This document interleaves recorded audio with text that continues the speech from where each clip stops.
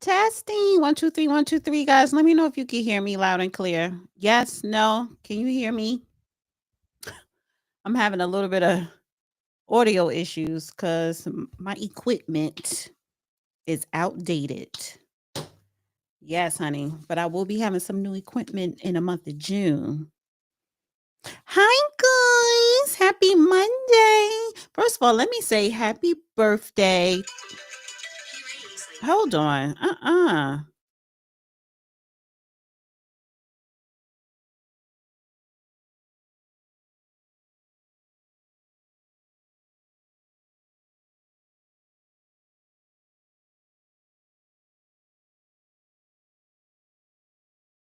Sorry about that.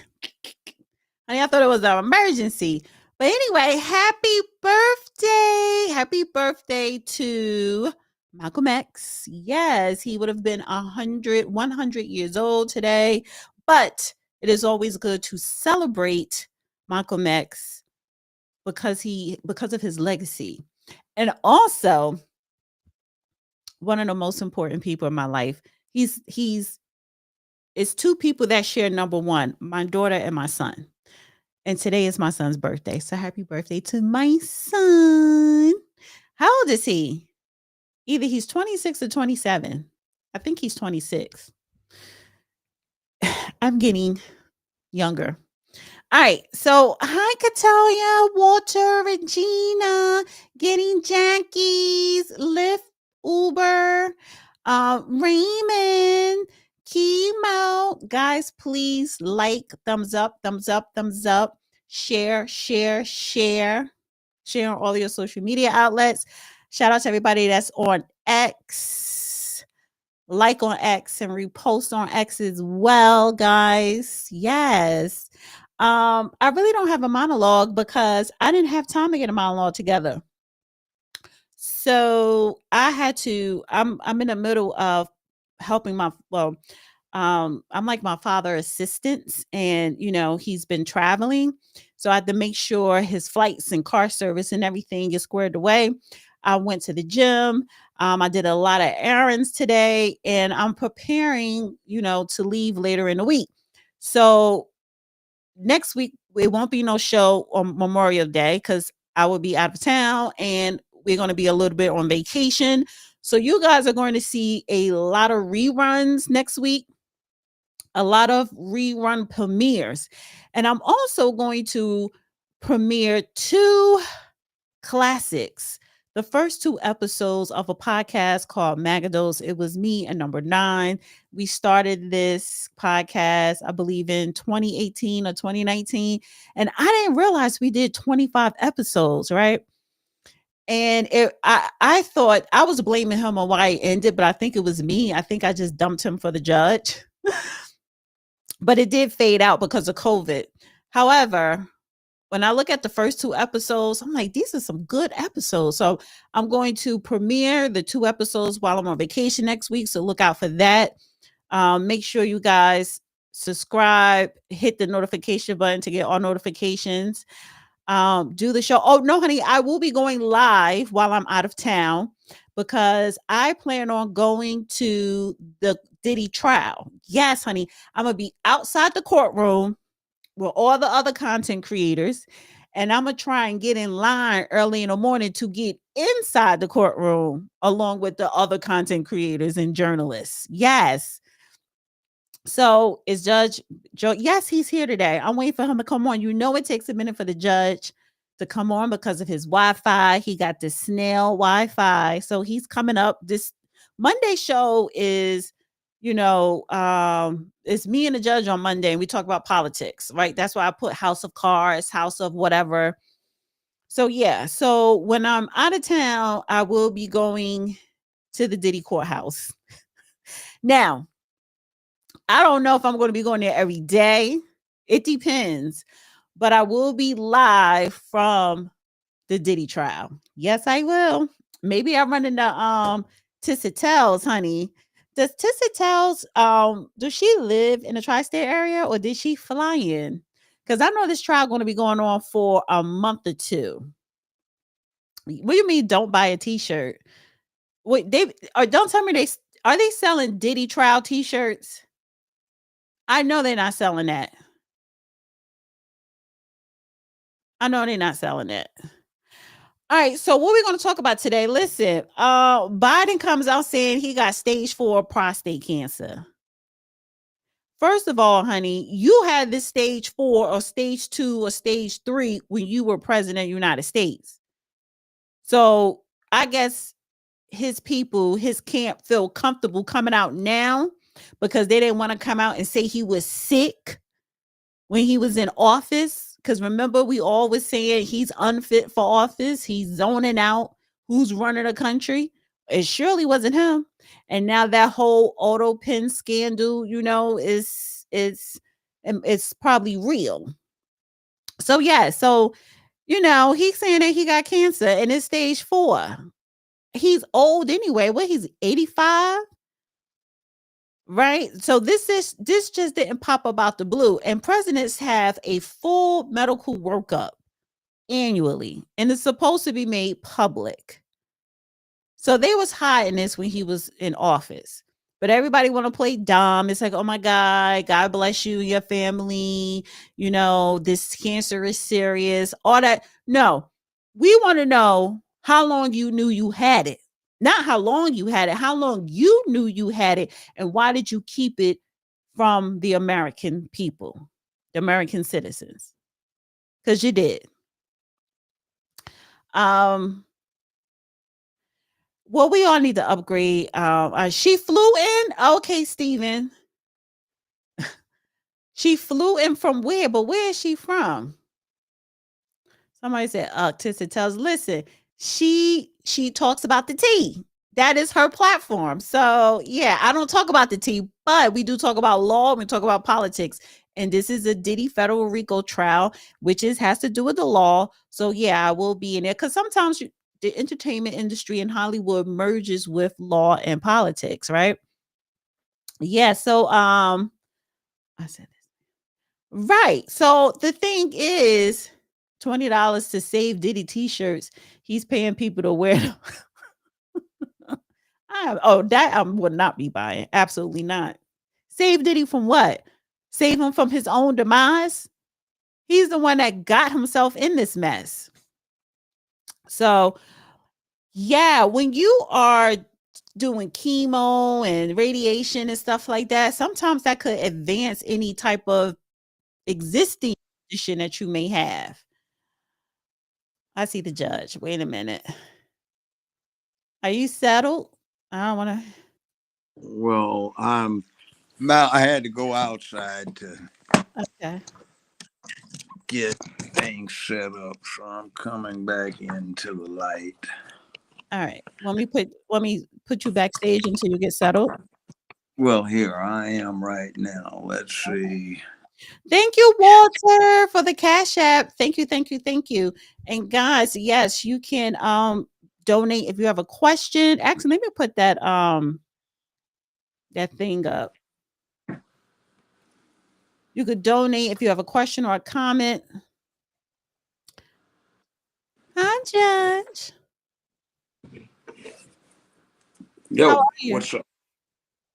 Lift the camera up because it's like I can't yeah, get that's it. perfect. Well, That's yeah, perfect. there it goes. I was Yeah, getting blocked off the way it was on my screen. Okay. So we are on vacation next week because I'm going to be out of town and I will be going to the Diddy trial. The Diddy trial. Yes, because I'm flying into New York and I will be going to the trial. Should we If you can get into the room. Yeah, no. So they have 2 overflow rooms, and it's because only pre-approved certain types of journalists are going to be in the actual courtroom, but everybody else, if you get in line early enough, you get to go in the overflow room. So that means I'm gonna have to get in line early. Now, there are a lot of homeless people that live around the federal building in downtown Manhattan. So what people have been doing is paying a homeless person to hold their spot for them in the morning. This is one of the reasons why I do love New York, because it's 1,000,001 hustles. It is. legal. So today we could just do a little brief Diddy thing. So last week was juicy because the Cassie. Today, one of his former artists, she took the stand, and honey, the defense, he pulled in another defense from the YSL case. And that black, I think she black, I don't know, but that woman tore her up, honey. It took her whole thing to pieces, broke it down. So, and then who else? They interviewed Cassie's friend. She wasn't saying much. And actually, let me pull it up this way because Peter is there, and I like the way he gives me like a summation. Okay, so it says day 2, not day 2. 2 new witnesses today. Dawn Richards, she was terrible. She testified to nothing that directly contradicted her interviews or flat out left out things she said happened, such as Diddy threats at his house in Miami. Next, it was Carrie Morgan. She didn't say anything new. Same type of shit we heard from Cassie. Nothing to advance the sex trafficking in Rico. Diddy's personal assistant testified. This is assistant from 2007 to 2009, David James. He testified to overhearing a conversation Diddy had regarding Cassie being young and having her right where he wants her, and that she was very moldable. There is a chef that Diddy assaulted taking a stand either tomorrow or Wednesday. So the assistant is saying he overheard a conversation that Diddy said about molding Cassie and stuff like that. So does that help the prosecutor? I don't know. Depends on the jury. A lot of times it's just wasted surplusage. Mm-hmm. It's not really the heaviest stuff going.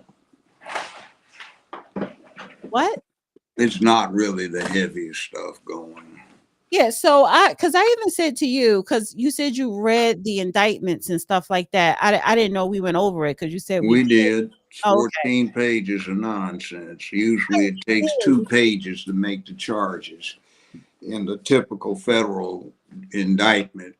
But this time, the prosecution was attempting to inflame prospective jurors and make a political point. So the politics didn't work out the way they anticipated. Right. So I don't know. Do you think this is a toss up? Because I'm just trying to figure out how can you say that someone was sex trafficking or racketeering, but when all these witnesses was just talking about, okay, he beat up his girlfriend and he was a freak. She came back over and over again. How do we know it wasn't a case of sadomasochism? S&M, which seems to be quite into, I guess the other side would be called rough trade. So some people are into that. It's S&M is a typical sexual fetish. So how do we know that's not what we're dealing with? And can you turn that into a RICO, sex trafficking, racketeering? Some people tried hard, but you see what the federal government has been allowed to do procedurally in criminal matters for the last 45 plus years, thanks to Joe Biden, Eastland, Stennis, Byrd, etc., and a crew of I'm going to be tough on crime folk. They have allowed the federal prosecution to file charges with little to no chance of winning, but with the purpose of silencing the targeted opponents. Mm-hmm. It's not good. Federal trials are essentially trial by ambush. If you've got a pristinely innocent defendant is very hard because you don't know where the feds are coming from, and you have to go through a lot of motions and effort to get a clue as to what they're doing. But in this case, they put 14 pages of this is where we're going, this is how horrible it was, with apt descriptions of all sorts of things that had little to do with the proof necessary to establish the charged offenses. So it is what it is. It needs to be ended because that's what you have the Bill of Rights to prevent. What is that? The use of the criminal process for political purposes. And I said from the very beginning that there is a distinctly nasty odor wafting from this whole case, that it was brought to protect certain people from being negatively impacted by their freaks over the last 15 years that Diddy is supposedly to have kept recordations of in the entertainment industry, that is protecting yourself by getting blackmail information on the opposition like they have on you, if you're into that kind of thing. And also it deals with a cadre of adults who spent their entire lifetimes devoted to make-believe and fantasy.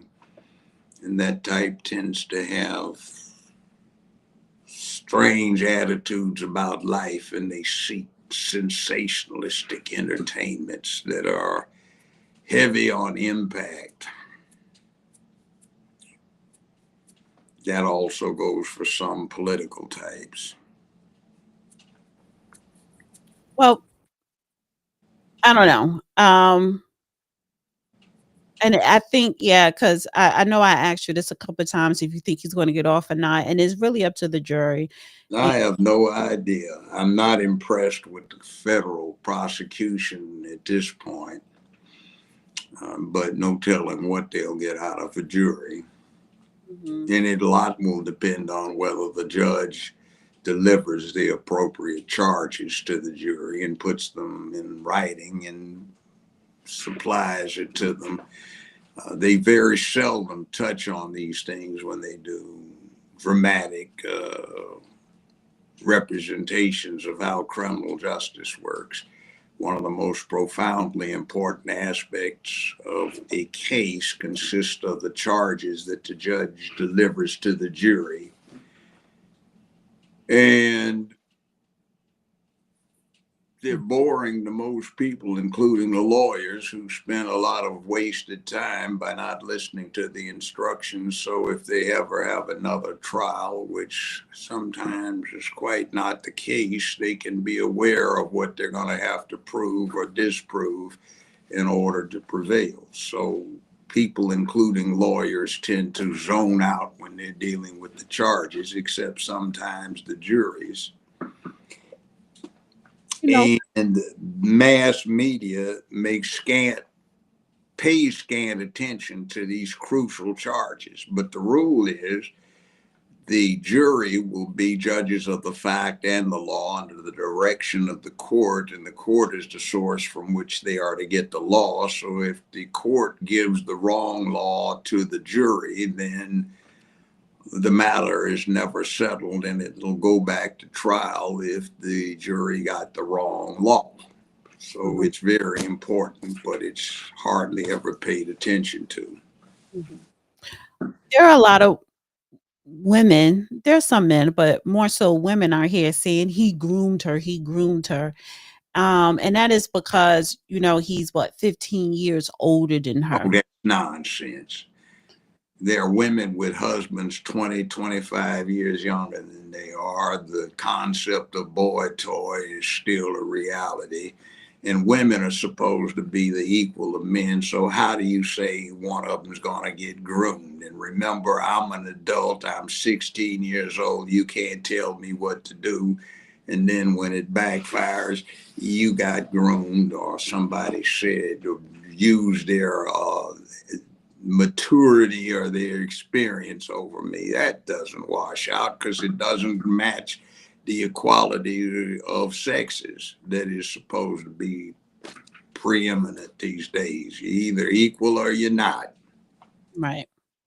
And do you think because the age difference that can No, sway the jury to say no. maybe You got a young lady relying upon, you got a young woman, I don't know if she's a lady or not, young female, relying upon her youth and good looks to get somewhere, get lots of money, lots of influence, not lots of fun and position, and that went on for more than a decade. Just think about it. You can leave, nobody's locked you in a room, you're not being guarded by anybody, you can take off and go anytime you want. You have enough cash in pocket to go anywhere you want, but you stay there for 11 years. Why? Because you like it. And now. they want to say the woman was so weak. I just don't buy it. Pretty women are not weak. They have something they can put to use anytime they wish, and they do. Remember, they have sugar daddies that they coerce into taking care of them. They blackmail husbands into leaving their wives. They have a lot of fun. They do things that ordinary women never get a chance to do. So they're supposed to be the victim now of their own assets. I don't buy that.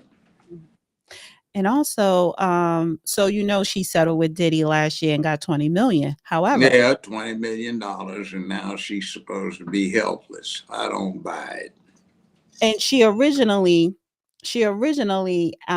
asked 30 million from him, but they settled for 20. However, last week, at the end of last week of her testimony, it came out, Diddy lawyers said, you just got awarded another $10 million. And she said, yes, from the Intercontinental Hotel with a videotape of him being Yeah, and then also remember, she's pregnant by her current husband. right. And you have to say, you got to prove to me you weren't enjoying this. Well, baby, he made me do it. I want to see it. So how much does new hubby have to do with her sudden reversal? Right. So she made her $30 million mark, 20 from Diddy and 10 from the hotel that came. She got that a week ago.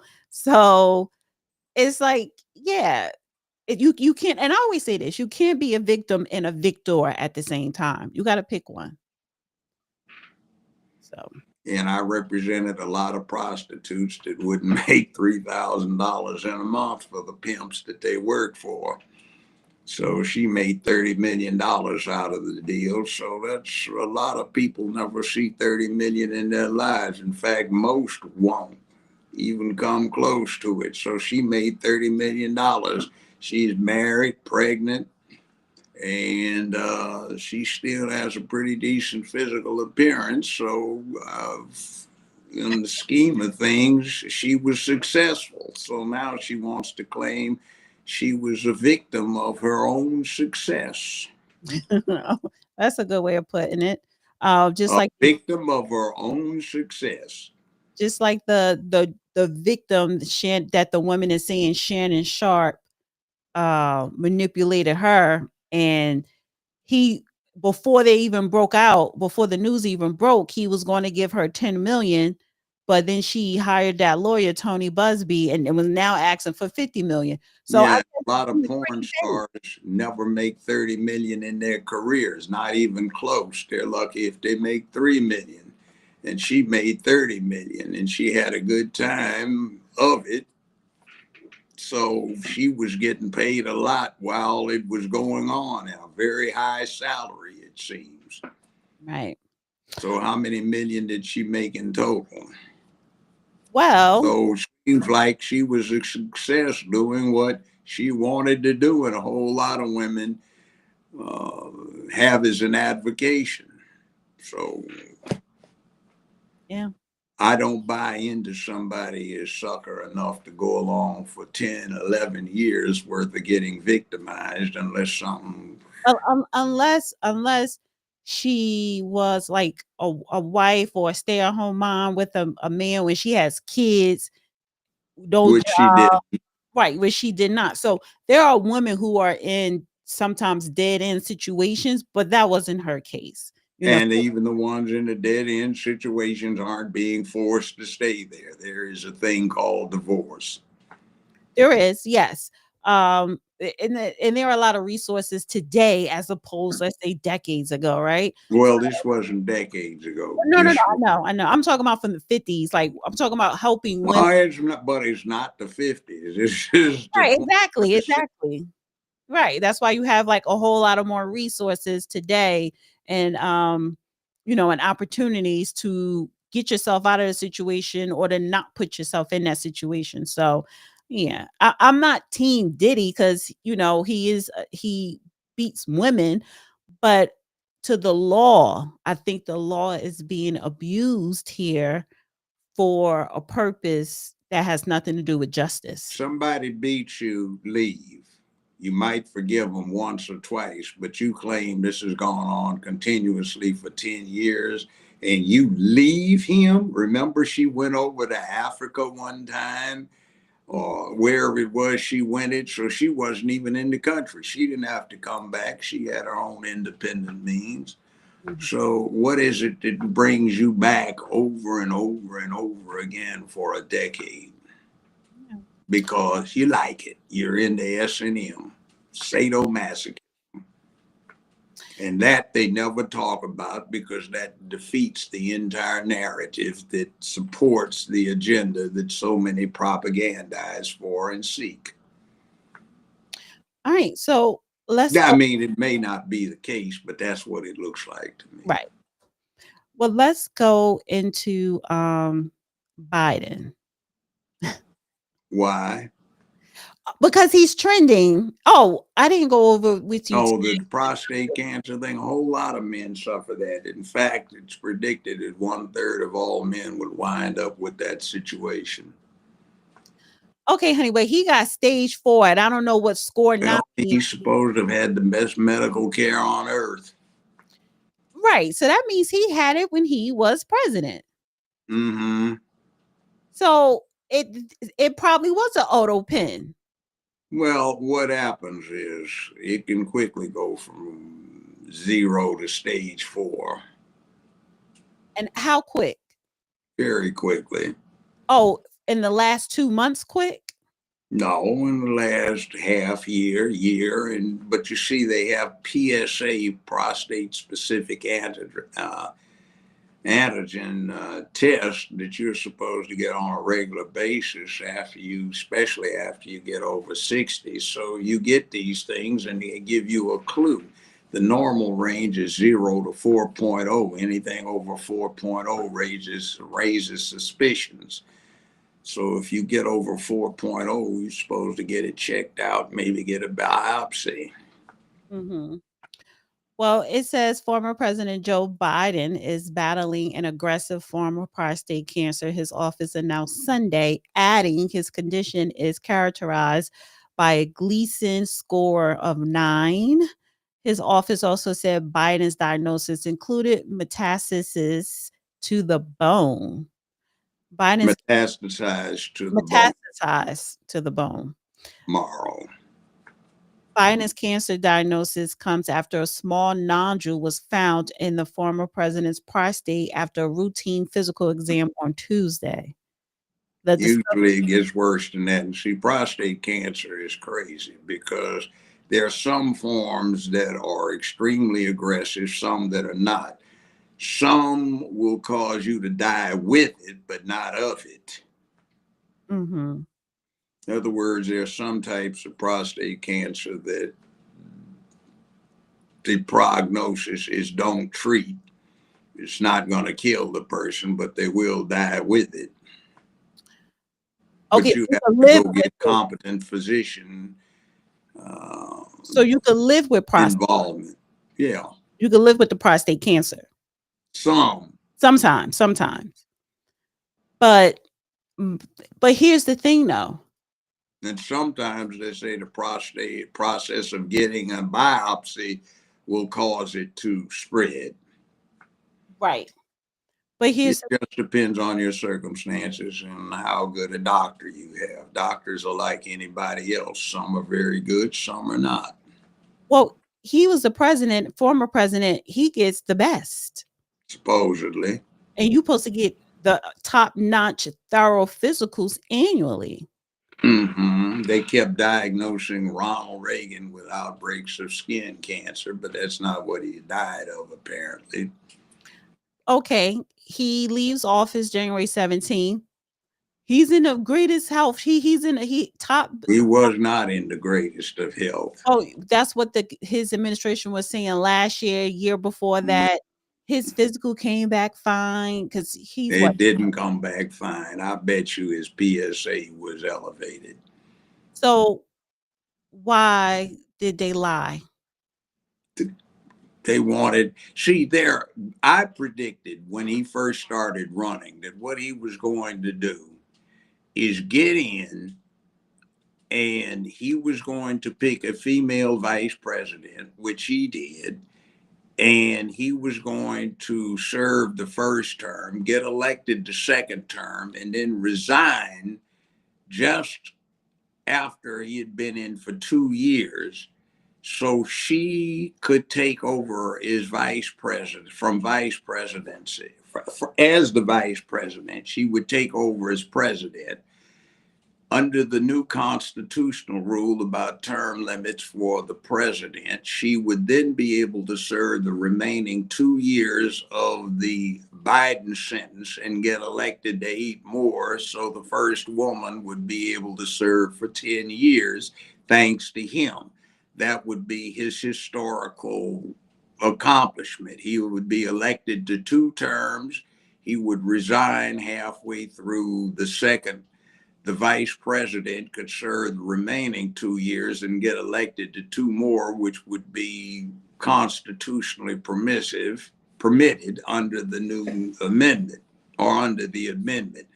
The Republican Party passed the amendment and they kind of screwed up. They didn't want another FDR, but they could have gotten Eisenhower easily elected to 3 terms. So they put that in place, and it's a matter of be careful what you ask for. You just might get it. They could have easily gotten Ronald Reagan elected to at least 3 terms. But I think that if they would have just came out, right, when he found out he had it, it could have been stage 2 at the time or whatever. When he found out he had it, he had an obligation to report that to the American He citizens. didn't have an obligation. That's just the tendency. There is no obligation that you report your medical condition to anybody. You have a set of acts that make it essentially illegal to release someone's medical condition without their permission. And that doesn't So he distinguish. doesn't have to disclose his medical condition No, he to doesn't. American people as the president No, of the he United doesn't. States? So then Franklin Delano Roosevelt was in horrible physical condition when he got elected to his 4th term. Everybody that saw him who had been overseas dealing with the war, who came back and said, God, he looks horrible. And he passed away suddenly. Woodrow Wilson, one of the most detestable SOBs to ever be president, a Southern racist Democrat of the old school, he wound up having something wrong with him, most likely a stroke. And for the remainder of his term, his wife governed in his place. In those days, if a man's wife said something about his health, she was deferred to. So all communications with Woodrow Wilson, who was up on the second floor of the White House, went through his wife, and she said, he sent this back down, he sent that back down, this is what his wishes are relative to this and that. And she was effectively governing in his place. So it is what happened. It happens, and that was 100-some years ago. So then Joe Biden was probably running the country. She may have. Because okay, so you're right. It is HIPAA. That would be a HIPAA violation. So he does not have to disclose. However, the issue is, as president of the United States, when you when you don't have the capacity to be commander in chief, that's when you have to step down and let someone take over. No, I knew somebody who had been a White House chief of staff, and he told me in the long time he was White House chief of staff, he never met the president. He said he met the individual that was named as president, but not the person that was actually serving as president or the committee. He said everything that the person known as the president did was basically prepared for him because that person was not mentally fit to really run affairs. So it's not anything new. right. And he never was one of the sharpest or brightest bulbs on the shelf anyway. No, but I'm He just was a good figurehead. right. But see, I just think that's dangerous, you commander in chief and you may not have been lucid. Well, look at the one they were talking about, Kamala. She had never had any experience with the military, foreign affairs, or anything. When you got to see her in the foreign affairs role, she was an abysmal failure and got to be known as Word Salad Annie because she would just throw stuff together, toss it in the air, and hope some cute words sufficed for what was supposed to be clear, calculated, rigid, foreign policy declarations on behalf of the country, but she failed in that. So are you saying that you would prefer a unlucid Neither of the above. Biden over Competent Kamala? administration, president and vice president. But if you had to choose, One is the same as the other. well, You just hope, thankfully, we weren't embroiled in a critical international situation that tested the limits of the American enterprise and not that we know of. capacity.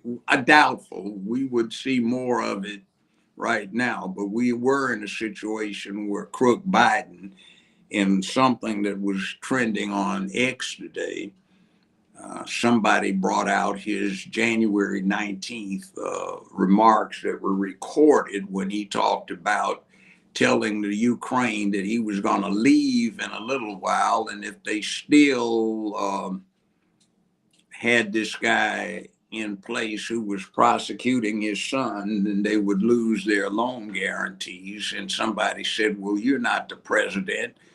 And he said on his presentation he was acting for him. If they didn't believe him, call President Obama in check. So both Obama and Biden were complicit in extorting Ukraine to go along with something. And by the way, that is Article 2, Section 4 that sets forth grounds for impeachment of president or vice president. Mm-hmm. Treason, bribery, which also includes extortion, and or misdemeanors or felonies committed while in office. So the last two provide grounds for legitimate purposes of impeachment. Every time they went after Trump, it was neither treason, which is defined by the Constitution, nor was it bribery, nor extortion, nor was it felonies or misdemeanors committed in office. They talked about obstructing the will of Congress, which is not a crime. They talked about exceeding his authority, which was not a crime. So they were dead on arrival. Both times they tried to go after him, and their articles of impeachment were defective procedurally and defective in terms of subject matter. Well, I want to play this clip of Trump, and this is Trump talking about Biden in the prostate diagnosis that came out. Oops, it was muted. Given to everybody, but it's given just about, and it takes a long time to get to that situation. Now, I think, to get to a stage 9, I think that if you take a look, it's the same doctor that said that Joe was cognitively fine. There was nothing wrong with him. Well, he said, if it's the same doctor, he said there was nothing wrong there, and that's being proven to be a sad situation. And the auto pen is becoming a very big deal. You know, the auto pen is becoming a big deal because it seems like that maybe was the president who ever operated the auto pen. But when they say that that was not good, they also, you know, you have to look and you have to say that the test was not so good either. In other words, there are things going on that the public wasn't informed, and I think somebody's going to have to speak to his doctor, if it's the same, or even if it's two separate doctors. Why wasn't the cognitive ability, why wasn't that discussed? And I think the doctor said he's just fine, and it's turned out to everybody. You know what? I keep thinking of an incident that happened years and years ago to me. I was a student at UCLA, an undergrad student. I just made the dean's list, right? And I was feeling absolutely horrible. And I went over to the medical center and I saw a young white male doctor. And he told me nothing was wrong with me. I was just trying to get out of final exams. I said, why? So you can escape probably a bad grade point average. I said, I'm on the dean's list. I'm not worried. I'm up on all of this. Well, nothing's wrong with you. So I went and sat outside because I was really feeling sick. And this middle-aged female doctor walked by and she just stopped. She says, you're not feeling good, are you? I said, no, ma'am, I'm not. She said, come with me. She said, have you seen a doctor yet? I said, yeah. She said, was he young, male, and white? I said, yeah. She said, come here. They're intimidated by aggressive black students. She said, move your head so-and-so. She says, are you having an ear problem? I said, maybe. She said, well, why not? I said, I've been a diver for years. I've always had ear infections. She looked in there and called some interns over to look. I said, well, what's going on? Said, I'm calling them in because you can stand somebody looking in your ear. It's horrible. So she not only had me get 4 or 5 antibiotic shots on the spot, she phoned down a prescription and gave me a shot of morphine and told me to lay out there and get some rest because she knew it hurt like the devil. So it cleared up fairly recently, but I mean, very quickly, in other words. And I'm sitting there, just got diagnosed by one of the doctors on staff is faking it because nothing was wrong. So I've had the experience of having doctors that range from the sublimely great to the sublimely poor, just like I've encountered lawyers and judges with the same spectrum. And maybe that's what was going on, is the people who were treating him might have disliked him, which seems to have been the case with this young male white doctor who this middle-aged white female doctor said through personal acquaintance had a bad problem with aggressive black students who were doing the same things that he was doing or had done academically, which kind of offended him. So, I mean, there are all kinds of things going on. This isn't a race thing, obviously. Maybe they just disliked him. Maybe the doctors didn't like Biden. Sometimes you don't like your patients. Sometimes you don't like your clients. He's the president of the United States. I know, but she doesn't necessarily mean you like them. I've defended people successfully and gotten through getting a not guilty verdict for them and told them they were assholes. And it wasn't for them. It was maintaining the semblance of due process of law, which was my duty. So they may not have liked this guy and they might have succumbed to the dislike. So maybe some of the doctors, high and low, are there more off of well, I'm going to say that's a reach. Incompetence. Well, how about this? Because I think that's a reach. How about the fact that maybe why? It happens all the time. Well, maybe the doctors didn't want to tell him the truth when he was president. Oh, that doesn't wash. See, that's insulting to the patient when they say that. But it's not insulting when That's you lie Hollywood to them garbage. too. That's Hollywood garbage. You have an obligation to tell your client the reality. You have an obligation to tell your patient the reality. If you don't, that becomes malpractice, either legal or medical. So you run into problems with that. That just shows. See, look, it's like anything else. Some people play basketball, but they sit on the bench because they're not that great at it. Some people do the same thing with football, sit on the bench or in the bullpen in baseball. They make the traveling team, but they're not that good doing what they do. The same thing with medical doctors, lawyers, engineers, accountants, anything else. You may have the certification, you may have the license that is required, but you're not good at it. And now with advertising or friend of a friend, and you get an advantage because of who you know rather than what you do to cause yourself to be known. There are a lot of people in positions that should not be there. And that, by the way, is one of the driving engines, I suspect, in what Trump and Musk are doing about shaking up and cleansing the American federal bureaucracy, because there are too many people that are there that shouldn't be there because they're not good at their jobs. Some are, some aren't. Some are coasting, and a lot of making up for those who are coasting. So maybe that's what's going on here. I don't know. But it's a shame. It's a serious thing. I'm sorry he's got to go through this. How old is he? 84? Why are you sorry? He's I mean, he's 84. I'm sorry for anybody that goes through that. But honestly, I don't think a president should have sympathy because they do a lot of evil things. Well, sometimes you have to. Even if you read the Bible, they exempt potentates, sovereigns, and kings and emperors from doing what they have to do on behalf of the people. There is a blanket exemption for those things that the rulers have to do, or they do it for the people, not just for themselves. So I don't know if he thought of himself doing it for the people. I suspect he was just being another piece of modern urban trailer park trash that was trying to use his position to help his family become filthy rich. And they're multimillionaires now, and for his whole life he's always worked for a government salary. Yeah.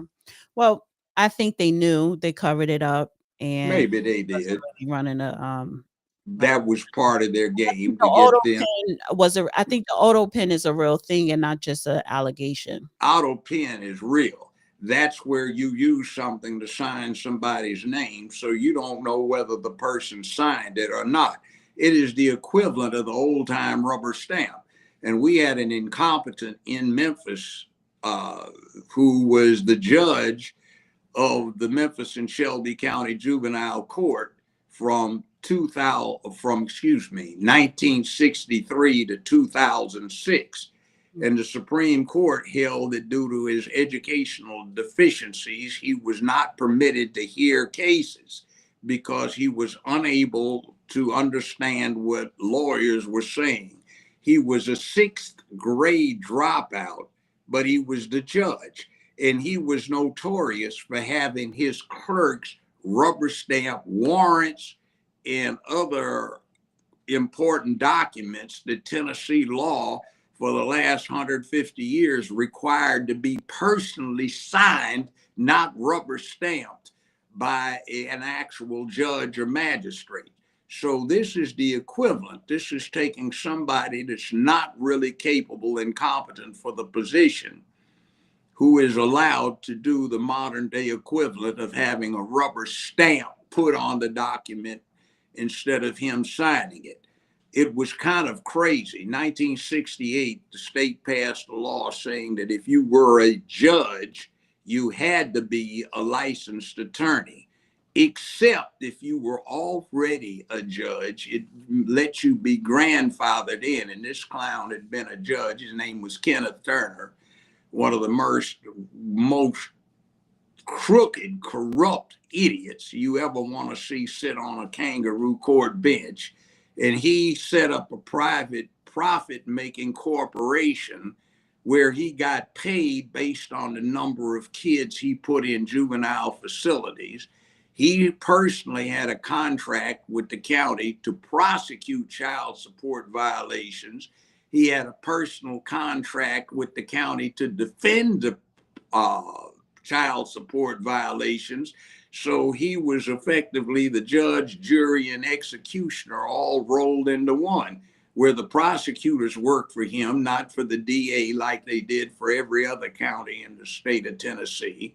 The public defender's office was banned from representing anybody down there, and the people that defended worked for him. He signed their paychecks, hired them, and fired them.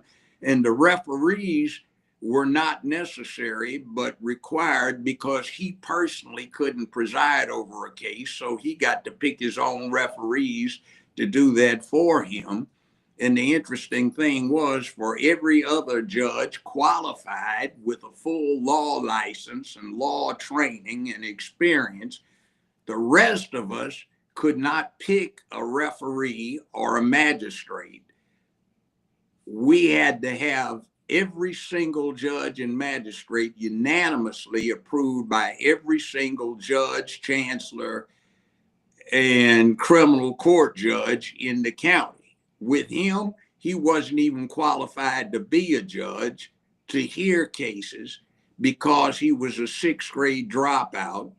He got to pick his own referees and magistrates without any approval at all, which was just a total travesty of justice in the judicial system.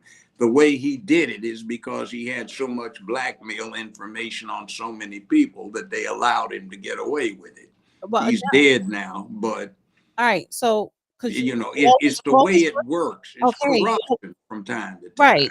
That's how I was about to get lost from it, because I'm like, where did this? The point is I used a Yeah, specific that's the point. I example almost of lost the the point. perversion of the rules.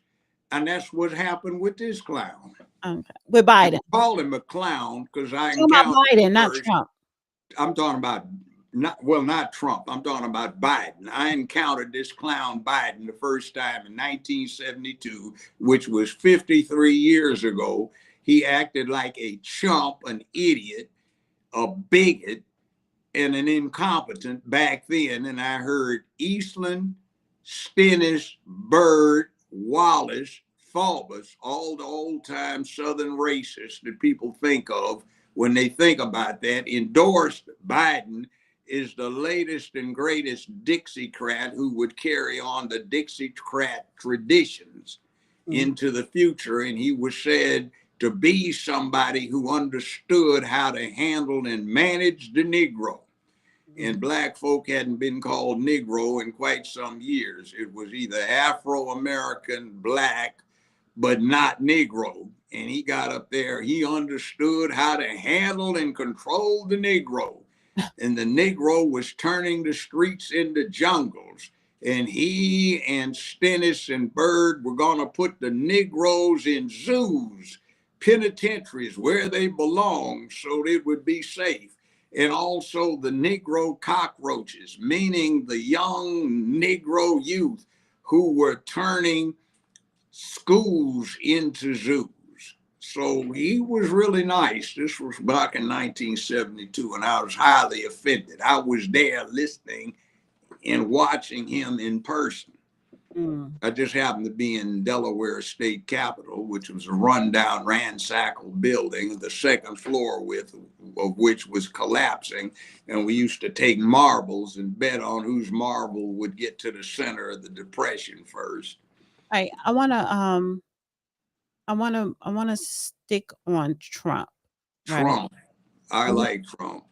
But he's essentially right about this thing with the signature signing pen. It's a rubber stamp that allows people to effectively, officially forge somebody's signature. Well, you don't know who's signing this, and they don't always have a signing ceremony. So I want to switch gears a little bit to what they were calling one big beautiful bill, protects taxpayers, restores integrity to SNAP, and puts a rural America first.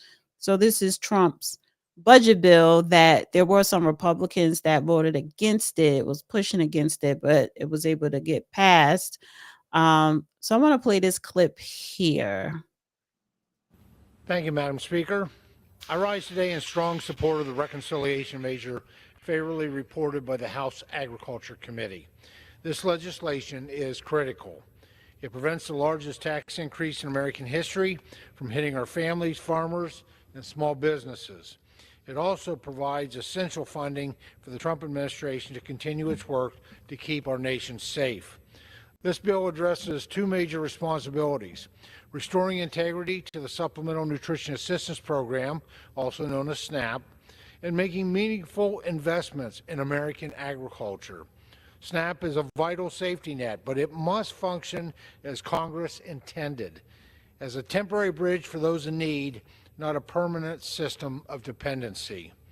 Since 2019, SNAP spending has jumped from $60 billion to $110 billion a year, while enrollment has grown from 36 million to 42 million.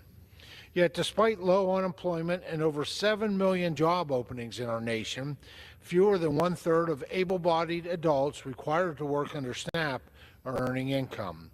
Work requirements, once a bipartisan standard, has been sidestepped by executive actions and state waivers. Nearly 40% of recipients subject to work rules now live under waivers. That's not how the program was designed to function. States are mismanaging the program to the tune of nearly $13 billion annually in erroneous payments. That's up nearly 100% since 2019. Worse yet, most states are out of compliance with basic application timelines, forcing vulnerable families to wait months for help. Our measures correct course. It aligns SNAP with other state-administered benefit programs, requiring states to share in a minimal portion of program costs, encouraging better stewardship, fewer errors, and more timely service. Most importantly, it reinstates work as a pathway to independence and opportunity. Madam Speaker, success should be measured by outcomes, not outlays. See, what they're talking about is several programs set up that would require workfare. In other words, you get the assistance as your obligation, like under the old Works Progress administration under Roosevelt's administration. If you wanted the assistance, you had to work. There was enough stuff we could put you to work at so you could earn what you got. I resent, and a lot of other people resent, having to pay folk for the product of their indiscriminate screwing. In other words, you're going to have babies out of wedlock. You pay for them, not me. I don't even know you. I didn't get to enjoy the orgasm or whatever that produced it. So if you keep doing that irresponsibly, then work. Hell, I don't want to work to support your habits. And a lot of people feel that way. See, the other thing is that part of this is hooked up with the whole tariff thing. Americans pay a lot of money to buy agricultural products from foreign sources, all right? We get hit when we try to sell them with huge tariffs from foreign entities, but we were not charging tariffs for imported food. Yet, to compound this ridiculous situation, the American farmer was being paid not to grow food. And here we have the SNAP program that could use it, along with a mandate that the people who get it work. But our farmers were being paid not to grow food while we spent all of our money importing food that was not subject to tariffs and was coming in at a rate that, when combined with what we were subsidizing our farmers not to grow, made it very expensive for the United States to get a hold of. Now, what we are doing is saying enough of this. We will charge high tariffs on imported food, We will stop having to subsidize the American farmer because he now will have a market to sell his food, which will be internal, and that all will return to a degree of rationality. This is like somebody getting a coherent program together of put A together with B, C, D, E, F, and G, and so on down, so all the I's are dotted and T's are crossed. So that makes sense to me. But Well, this is touching the highlights with what's wrong with our agricultural setup. We subsidize our farmers not to grow food, and in the process turn around and spend a lot of money buying imported food. It doesn't make sense. well, there are people who are saying that he is cutting Medicaid. So it says He's how. not cutting Medicaid. That's BS. I get it. Medicaid, I don't get because Tennessee won't accept it. We have Medicare, but I know I spend $14,600 with a whole panoply of expenses to get Medicare. And 2 years ago, I paid $1,600 to get full ultimate coverage private insurance. It's ridiculous.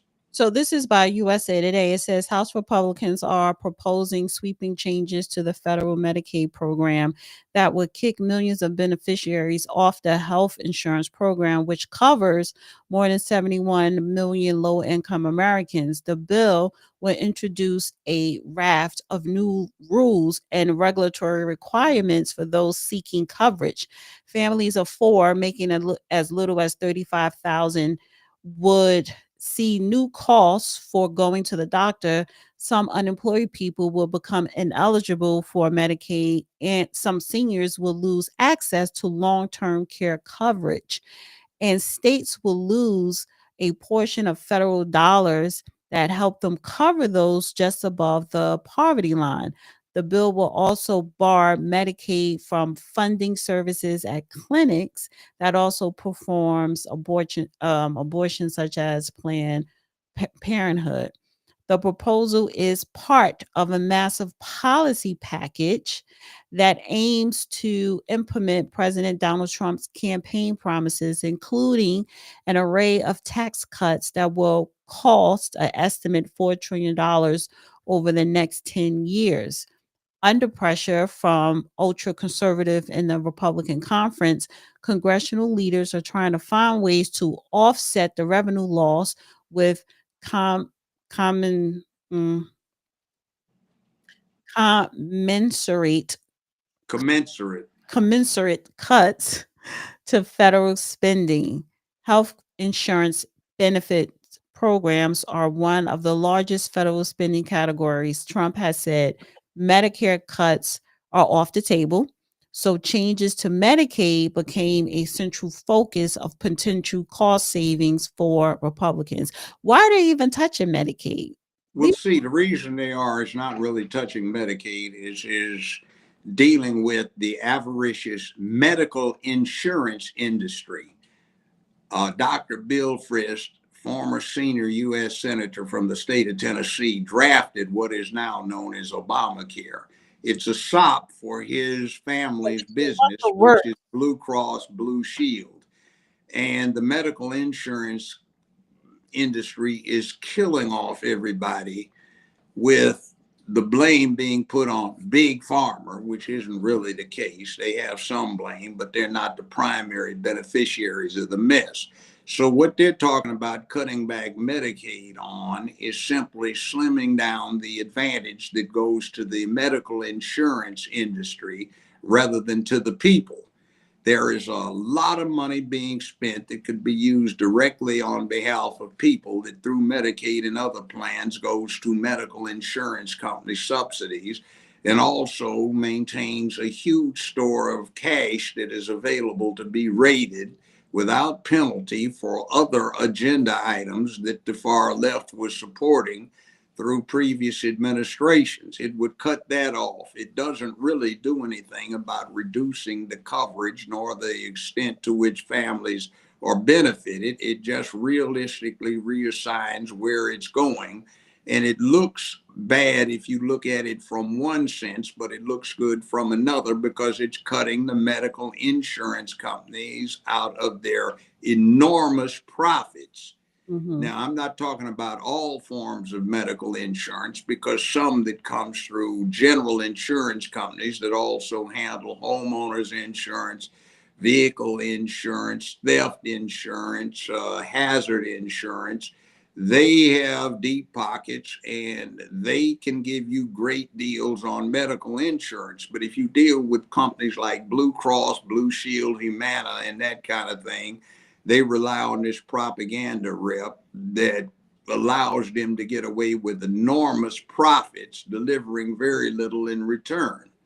Right. Now, I'm not going to cite personal experience with this, but I could. But generally, if you get insurance through a deep pocket general insurance company, you'll pay 1/3 to 1/4 what you pay if you get the benefits through a medical insurance company. Right. Well, here's the thing though, because I did see a clip of a woman, and she was at a state, I don't know if it was a city council, but it was a state official meeting. It was a woman in a wheelchair, an electrical wheelchair, and she has HIV, and she was saying, "You are cutting my Medicaid benefits, which means that I'm going to have to pay out of pocket for very expensive pharmaceutical drugs."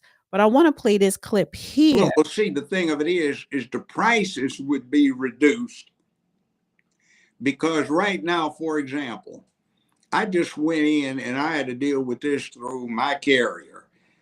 I got jacked up because a prescription ran out and they gave me a 30-day supply, which was $482. But for a 90-day supply, the entire copay was just $19.07. So why is it that for 90 days you pay $19.07, but for 30 days you pay $482, and that would be times 3 to make up for it, which is almost $1,400. Well, the way Affordable Care Act provisions are written in, it benefits the medical insurance companies so they can get away with that. So what the Trump administration is talking about doing is resolving that. So if they can get away with $19 and some change for 90 days, divide that by 3, that's just like $6.50 per month. That's what they will be able to get away with, not the 4 times 400, 3 times $482, which is what they wind up getting back from the government or from the consumer if you allow Obamacare to stay. So why should we pay that exorbitant excess to the medical insurance company? Let me play this clip. But starting today, the United States will no longer subsidize the health care of foreign countries, which is what we were doing. We're subsidizing others' health care. Countries where they paid a small fraction of what for the same drug. That too. That what we pay many, many times more for. And will no longer tolerate profiteering and price gouging from Big Pharma. But again, it was really the countries that forced Big Pharma to do things that, frankly, I'm not sure they really felt comfortable doing. But they've gotten away. Stop that a second. Only a minute, 11 I know, but I want this, not that I'm copying him, but I reached the same conclusion he's going to state, which is this. He's desirous of requiring that the American pharmaceutical industry, which includes the insurance company, charge the American public no more than the least price they charge foreign entities. So if they charge us $800 for a dosage of this stuff, but they let some foreign country get it for the equivalent of $11 and some cents, then that's all they can charge Americans is $11 and some cents. He's going to say that, I think, probably. Now, keep going. Away with it, these countries. European Union has been brutal. And the drug companies actually told me stories. It was just brutal how they forced them. And European Union suing all our companies, Apple, Google, Meta. They're suing All of our companies, they end up, they have judges that are European Union-centric, and they get rewarded 15 billion, 17 billion, 20 billion, and they use that to run their operation. Not going to happen any longer, that I can tell you. He's talking about big pharmaceutical. He's talking about something else, but I think he's also going to be proposing that the highest price the American pharmaceutical and medical insurance industry can charge for a drug will be no more than the minimum that they charge foreign entities. He hasn't gotten to that. This is a whole different point about what the Euro Union is doing. The Euro Union is essentially the equivalent of the United States of America. You have a bunch of sovereign entities that have unified in a large governed entity. You have states which are also synonymous with nations that joined, 13 of them, to form a bigger union. Europe adopted that 250 years after the fact, 30 years after the fact, and 200 years after the fact, and they now have the Euro Union that basically copies what the United States of America did, which can also be termed accurately as the United Nations of North America. You have the Union of European states or nations came up with that duplicates what America's doing. So they're trying to gouge American interests to fund some of the things that they do. So he's saying, hey, we can retaliate. We're going to stop this. Either we drop it or we will have a nice little war, this financial war, to see who can blink first, who's going to blink first. So I like it. All right, I want to move on. And stop being so Now, it long-winded. can't be. It's doesn't. How are you going to say it in 3 words? I know, but don't give a I'm story not for giving everything a story, because I but a got lot of people are dense. more. They don't get it unless you explain. No, a lot of people are not dense, but it's other things that I'm Okay, trying well, to let's get to. it. And Go ahead. so I want to bring this up because Trump did get a victory with SCOTUS. The U.S. Supreme Court gave the administration, the Trump administration, the okay to revoke special legal protection for Venezuelans under the Temporary Protected Status Program. It says order in pending case. So I guess this is the program is order. based to a great extent on an executive order, not an act of Congress. So yes, he has leave to amend a previous president's executive order since that has no legislative effect. Mm-hmm. Well, I think that's a good thing because it's going to help expedite the deportation of illegals. Let me share. Well, basically, Venezuela was allowed to clean out its penitentiaries of its felons, including those who would return to its society. They were set up here, so now we have embraced them, and we don't need to put up with their dregs. You can send them right back, or at least start the process. Interesting about this is this was an 8-1 decision. Yep. The only person who voted against it, had a dissenting opinion in the Supreme Court, was Ketanji Brown Jackson. That's right. We got Kagan, we got Sotomayor. And John, it's pretty unusual for the Supreme Court to really rule 8-1, and especially in the Trump administration's favor. But I will say that this is such a win for the American people. What this program did was really exploit the legal immigration system. We talk a lot about how Biden broke the border, but he also broke the legal immigration system. MS-13 gang members, Tren de Aragua, known terrorists, convicted murderers, human rights abusers, they all came in using this parole program. And we really have to not just look at the border, but also our legal immigration protocols and making sure we reinstitute integrity into them and that we're actually vetting the people who are coming into this country. And so this ruling is going to make the American people safer. Just for folks at home who, so that they can know how many people came in, here's the stats: 110,000 Cubans, 211,000 Haitians, 93,000 100,000 Nicaraguans, 117,000 Venezuelans, for a total of 531,680. I assume that you'll start the deportations? Absolutely, John. That'll happen immediately. This administration doesn't rest on their laurels. We get going. We know the American people's mandate is to get these people out of the country. So 8-1, and it was Kantaji. Head scratch. Yeah, she was the only one That didn't know what a woman was. Would that be descendant when you don't agree? This dissent, yes. One dissent, 8-4. In other words, they got, I don't know what a woman is.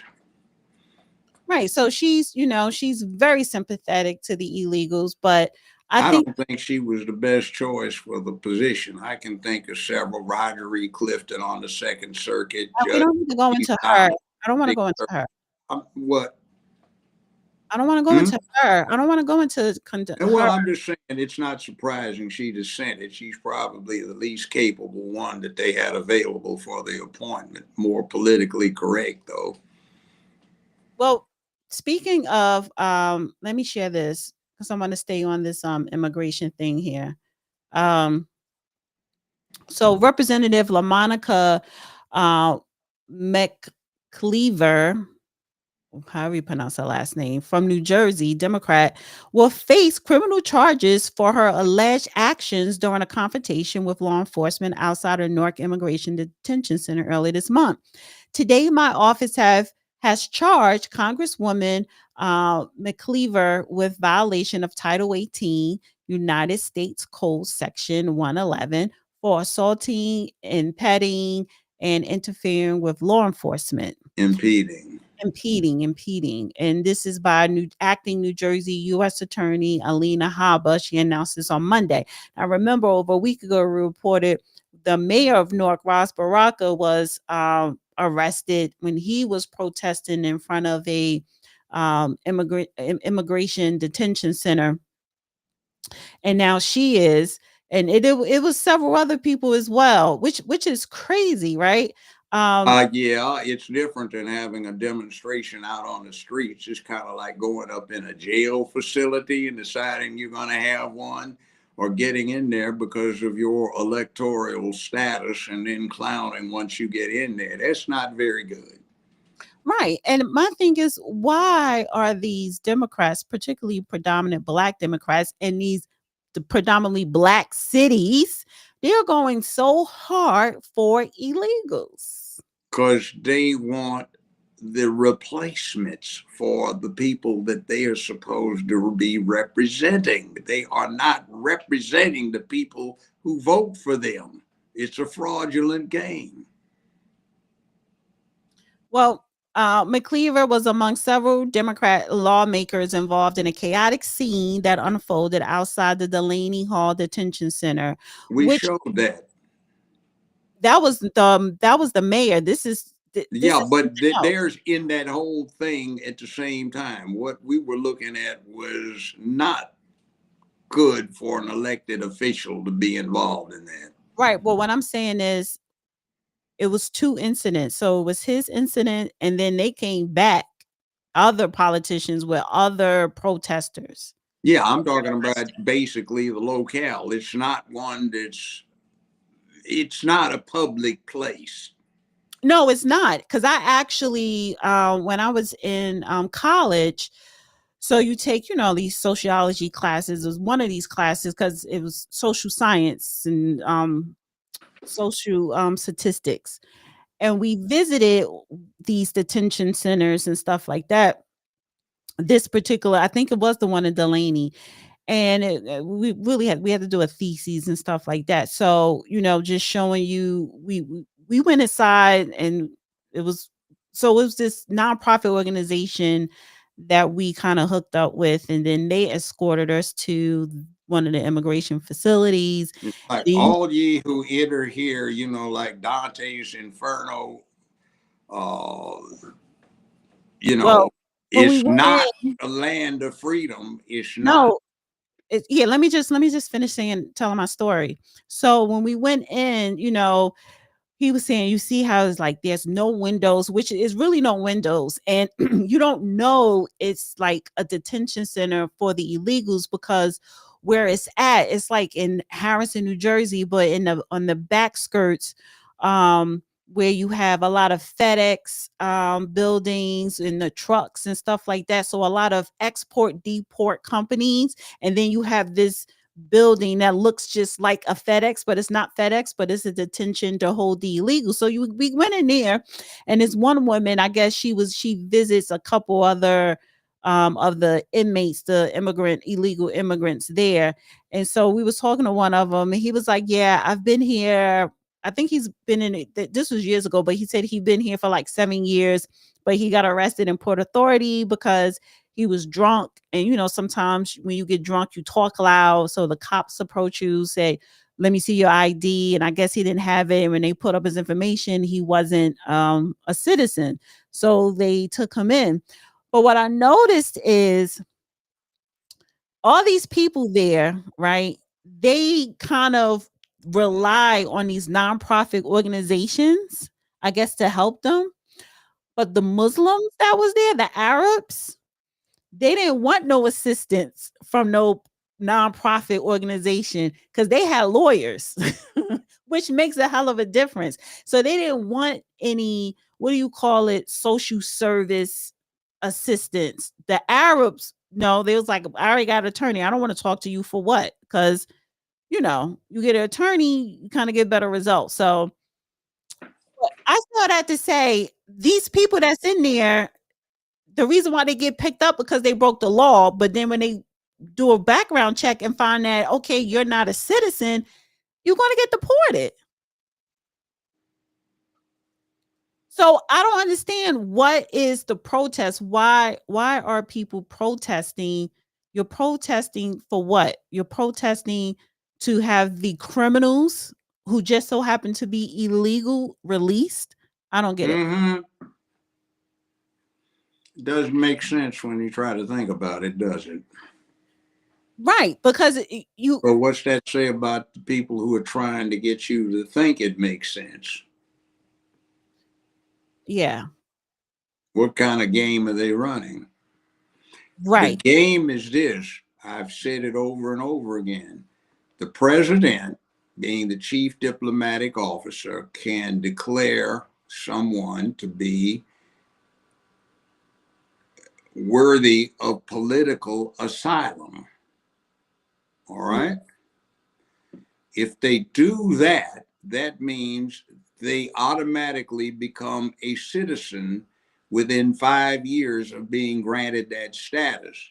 That means they don't have to go through all of the steps that ordinary immigrants have to go through to become American citizens.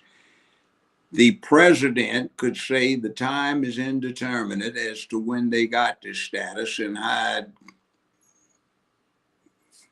Hyena Harris Imhoff been elected president, she could have given a retroactive date of January 2020 as the date that they were given entry at the beginning of the Biden administration. That meant in when 2020 plus 5 is 2025, this year, they would become citizens automatically, even if they'd only been here 8 months, 9 months, 10 months, because they snuck in so nobody kept records on them. And that means that for the midterms next year, they would have been able to register to vote. Where are they going?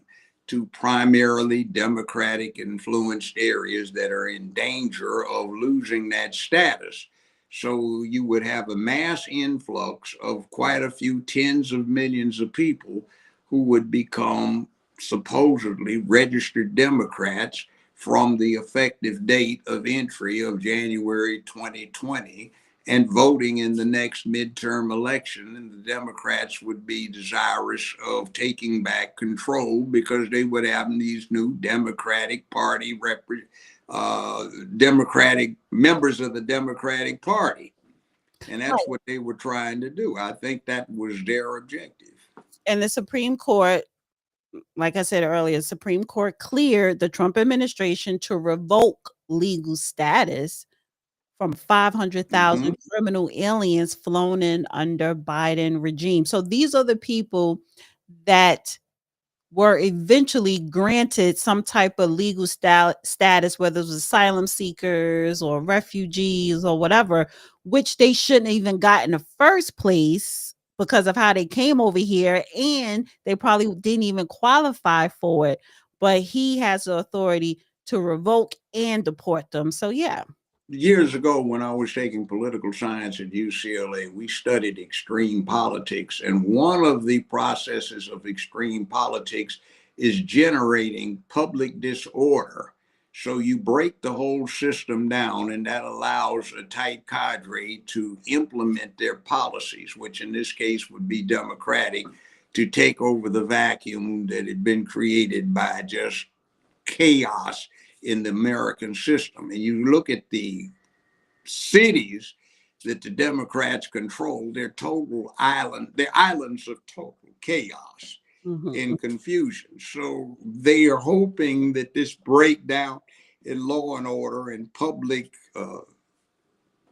peace and dignity would allow them to take firmer control of these areas so that they can keep the cycle going and stay in power, so they can spread their corrupt rainbow agenda through their rainbow cult affiliation rather than what is necessary to a healthy America. Black, white, brown, red, yellow. Speaking of another corrupt person, Leticia James is busted again, right? It says just Tish-ish, Tishy. So on Truth Social, Trump, wait, let me pause for a second. I need everybody to hit the like button. That's what I need to say. Tish the Terrible. Yeah. Oh, that's a good one. I don't even have 500 likes. I only got 388 likes. So can everybody just stop and hit the like button? Thumbs up. This is Slow Monday. I really don't care. Hit the like button, please. Thank you. All right. So, and then I also have the goal. I have a super chat goal. I would like to reach it. Yeah. So send in donations as well if you have a question or a comment. All right. So, Trump on Truth Social posted a sick and horrible woman who happens to be grossly incompetent. Well, what did she do, right? What she did, it says, it's an article by Roger Stone. I'm about to pull it up. Where is it? Okay, right here. It says, when it comes to sickle cell therapy, Letitia James believes Black lives don't matter. Shame on you, Letitia. So here's the thing. The New York Attorney General, Letitia James, was alerted of a conspiracy to suppress life-saving pharmaceutical drugs in 2019, but chose to ignore credible whistleblower warnings in favor of building her own lawfare case against Donald Trump. Whistleblower Patrick Grundy, what is this? Has been fighting for decades on a cure for beta thalassemia, a disease negatively Thalassemia. Thalassemia. Yeah, okay. A disease negatively affecting the production of hemoglobin in the afflicted after the disease was discovered in his 2-year-old son, Rocco. Garandi was an early investor in gene therapy upon coming up with a treatment for beta thalassemia, as well as sickle cell anemia, a similar disease that is prevalent among Black people. James looked the other way after she was presented with the evidence by Garandi preferring to use her references to build a bogus case against President Trump instead of using her authority to clamp down on corporate corruption that is keeping life-saving drugs out of the hands of Black people across New York. Translation, maybe she thought going after Trump would camouflage and obscure her own wrongdoing of a similar nature. Actually, he's innocent until proven guilty beyond a reasonable doubt. But so far, the case against her is stronger than it was against Trump. Right. And I don't think the Trump situation is going to stand long once it goes through the appellate process.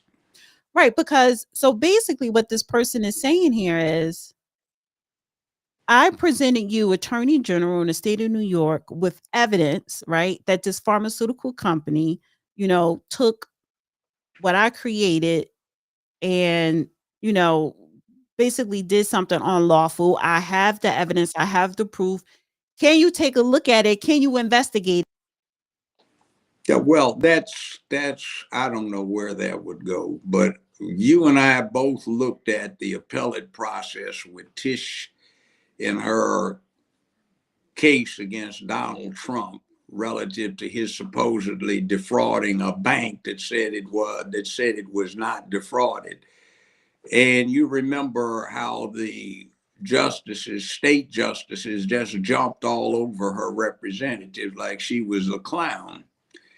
And they haven't delivered their ruling on it, but I suspect they're going to kick that case. So her little claim to fame is I got all of this wrongdoing proved against Trump is going nowhere because they're going to show it did not comply with American law.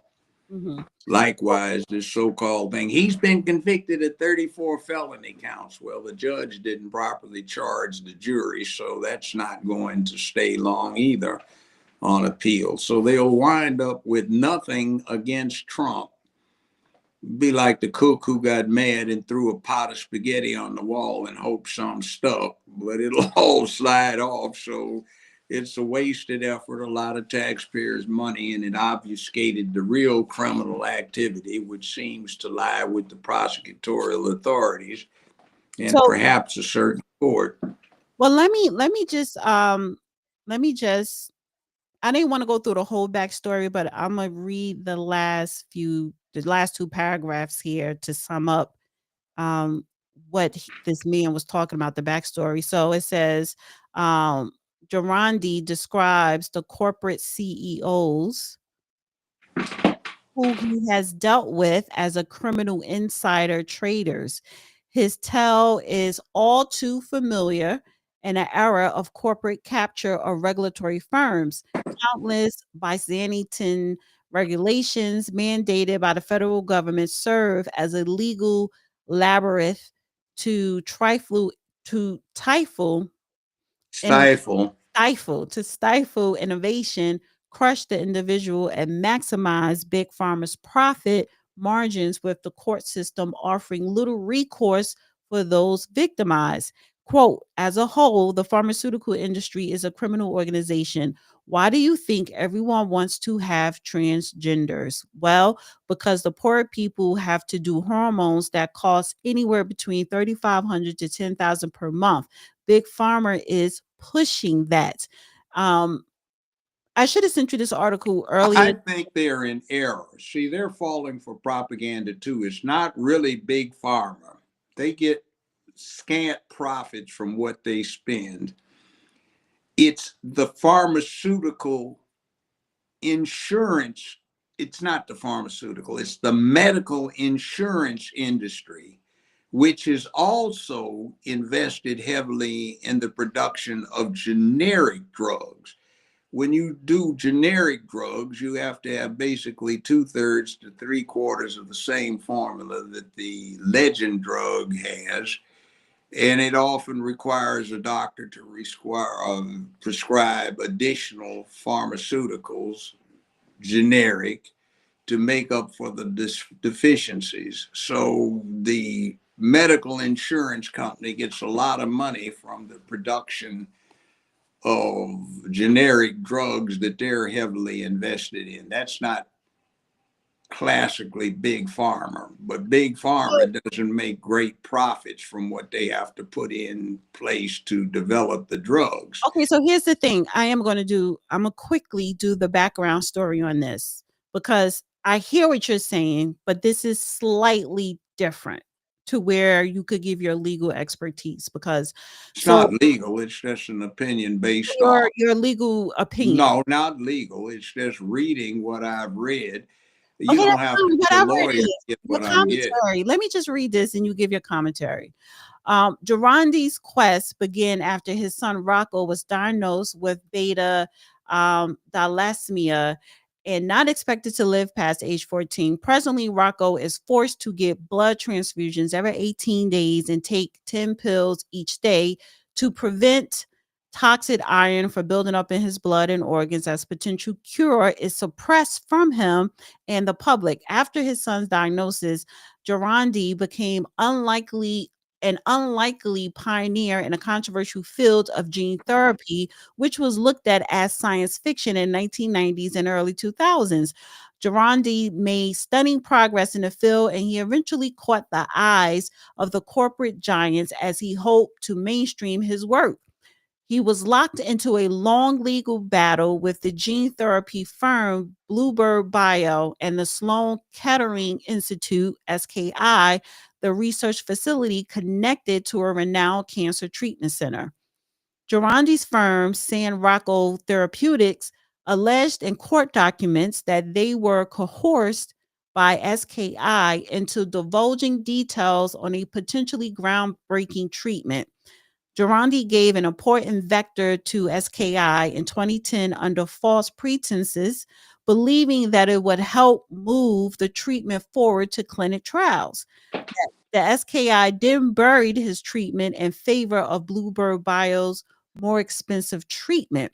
Gerondi believes the problems began in 2010 when a new president and CEO of Sloan Kettering with financial conflict of interest rose to the position. Dr. Greg B. Thompson served as the president and CEO of Memorial Sloan Kettering Cancer Center from 2010 to 2022. Why you read that? I'm reading a background. I know, but you don't need to read who was with what. Just tell us Because what. if just listen, this is what Roger Stone wrote. This has to do with why he wants what's the name Letitia James to come in. Dr. Thompson has deep ties with Third Rock Ventures, the venture capital fund responsible for financing Bluebird. Court proceedings have repeatedly vindicated Grenandi, who was cynically discredited and painted as insane by corporate insiders. Bluebird admitted in November 2010 presentation that one of the positives of partnering SKI is the deal eliminates the most threatening competitor. Another email disclosed to the public talked about the need to shut down. Greed is the obvious factor behind suppressing this treatment. Bluebird Bio was able to raise the treatment price to 3.1 million per patient from 75K to 80K offered by Gerondi's firm. Because Gerondi's therapy was suppressed, they are able to rack in countless more billions worth of profit for their shareholders at the direct expense of patients who are squeezed and forced to suffer and die if they cannot bear the immense costs. Translation: somebody particularly motivated by the plight of a family member decided to get involved. He too fell for the propaganda, and he believes that Big Pharma is the cause of his son's plight and the economic circumstance, when actually it's the medical insurance company that would have to pay this out, and has managed to get things characterized such that they would maximize their profits for the smallest amount of payout. But So here we are, and he wanted Leticia James, who probably has no clue as to what this is all about, to get involved. And it's probably beyond her staff of administrative lawyers and government employees to figure out. You don't need a law degree to figure this out. It's just connect the dots on the grid and you'll come let up. me pause you right there for a second, because I hear you when you talk about the insurance, but you're skipping the part to where the pharmaceutical company increased the price. I know, They have to. They don't make any money off of it because but the this is medical look, you've got to spend no, multiple billions of I mean, dollars to okay, you're develop a missing drug. what I'm talking about here. Wait, See, one I second, don't care what this says. Judge, 1 second, I don't buy it. No, 1 second, because I don't want to drift away I'm not from drifting away. Letitia It's just James. the reality. This is No, let fostering me the hypocrisy of one the second. propaganda. No, let me bring in Letitia James' failure not to prosecute anybody. She didn't even investigate it. She didn't even look at it. And if And she that is did, she her wouldn't know job. what the hell she was It looking doesn't at. even matter because she didn't do it because her focus was on the Trump I got it. So case. that's obvious, but I'm talking about the bigger issue here of how the American public's got fraud run on it generally. See, you have a pharmaceutical company that's got to invest billions of dollars in research to come up with the drug. They've got to invest billions of dollars in field trials and also a lot of money in covering themselves with insurance, liability insurance. Meanwhile, the medical insurance industry refuses to authorize payouts for prescribing these drugs. So the physicians can't prescribe the drug.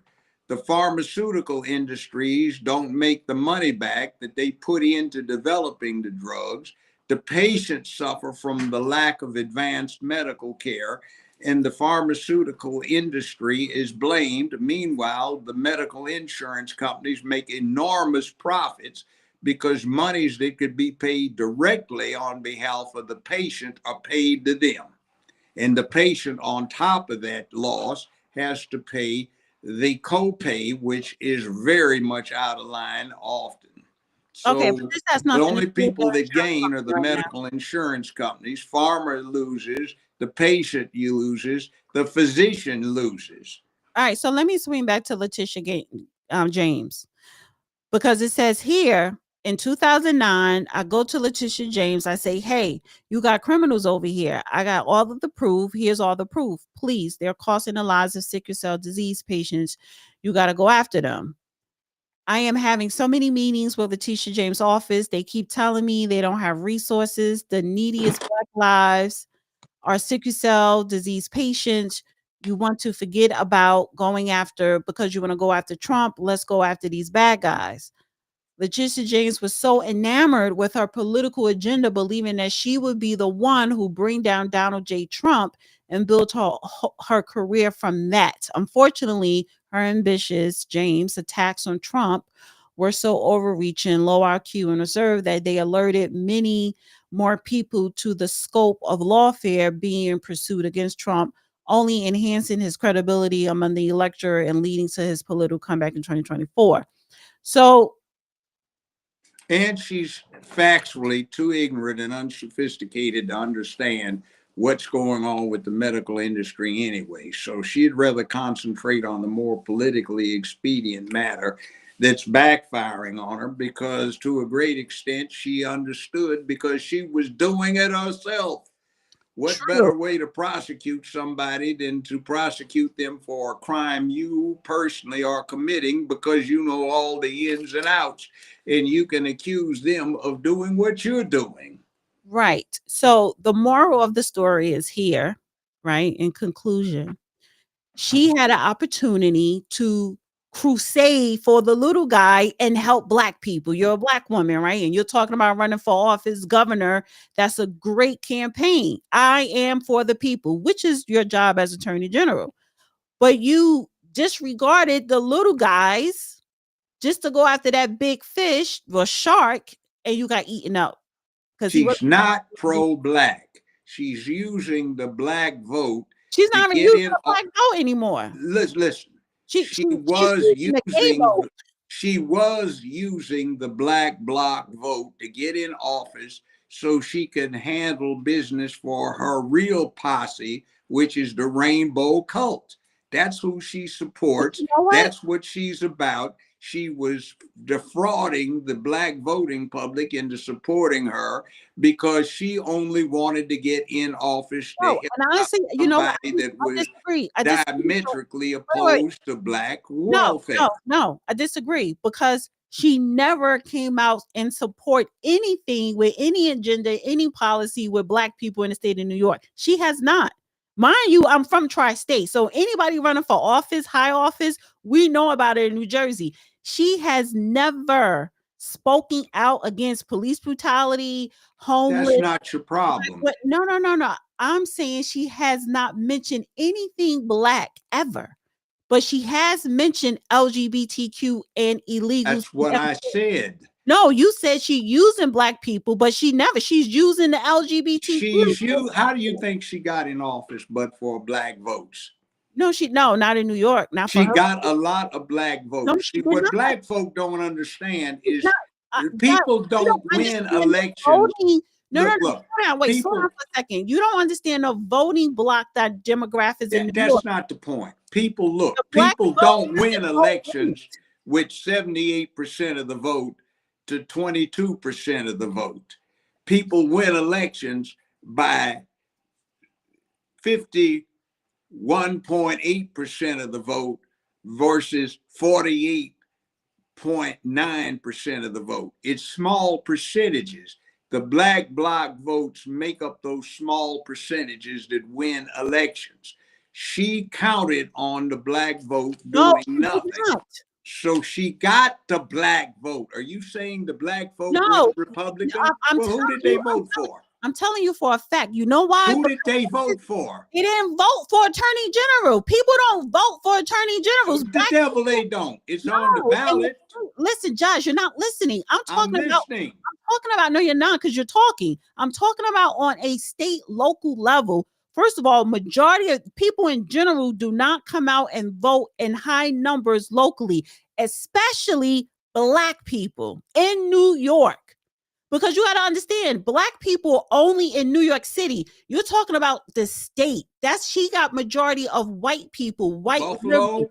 There are no Black folk in Buffalo? A little percentage. No. They've invited me to Buffalo several times to speak. A small community. You're talking about all of New York. Majority of Black people are. What is the percentage of the state population that's Black in New York? Oh my God. I'm telling you where they're located. What is the percentage of the state population? The majority of people where people are located is in Manhattan. I didn't care about where they're located. What percentage of the New York population is Black? I don't know. Look it up. 2, 3, 4, 6, 11%. That's a huge number of people when you come to an election. Letitia is Attorney General for the state of New York. And they don't vote locally. Okay. Look, if you've got 8% of the state population is Black.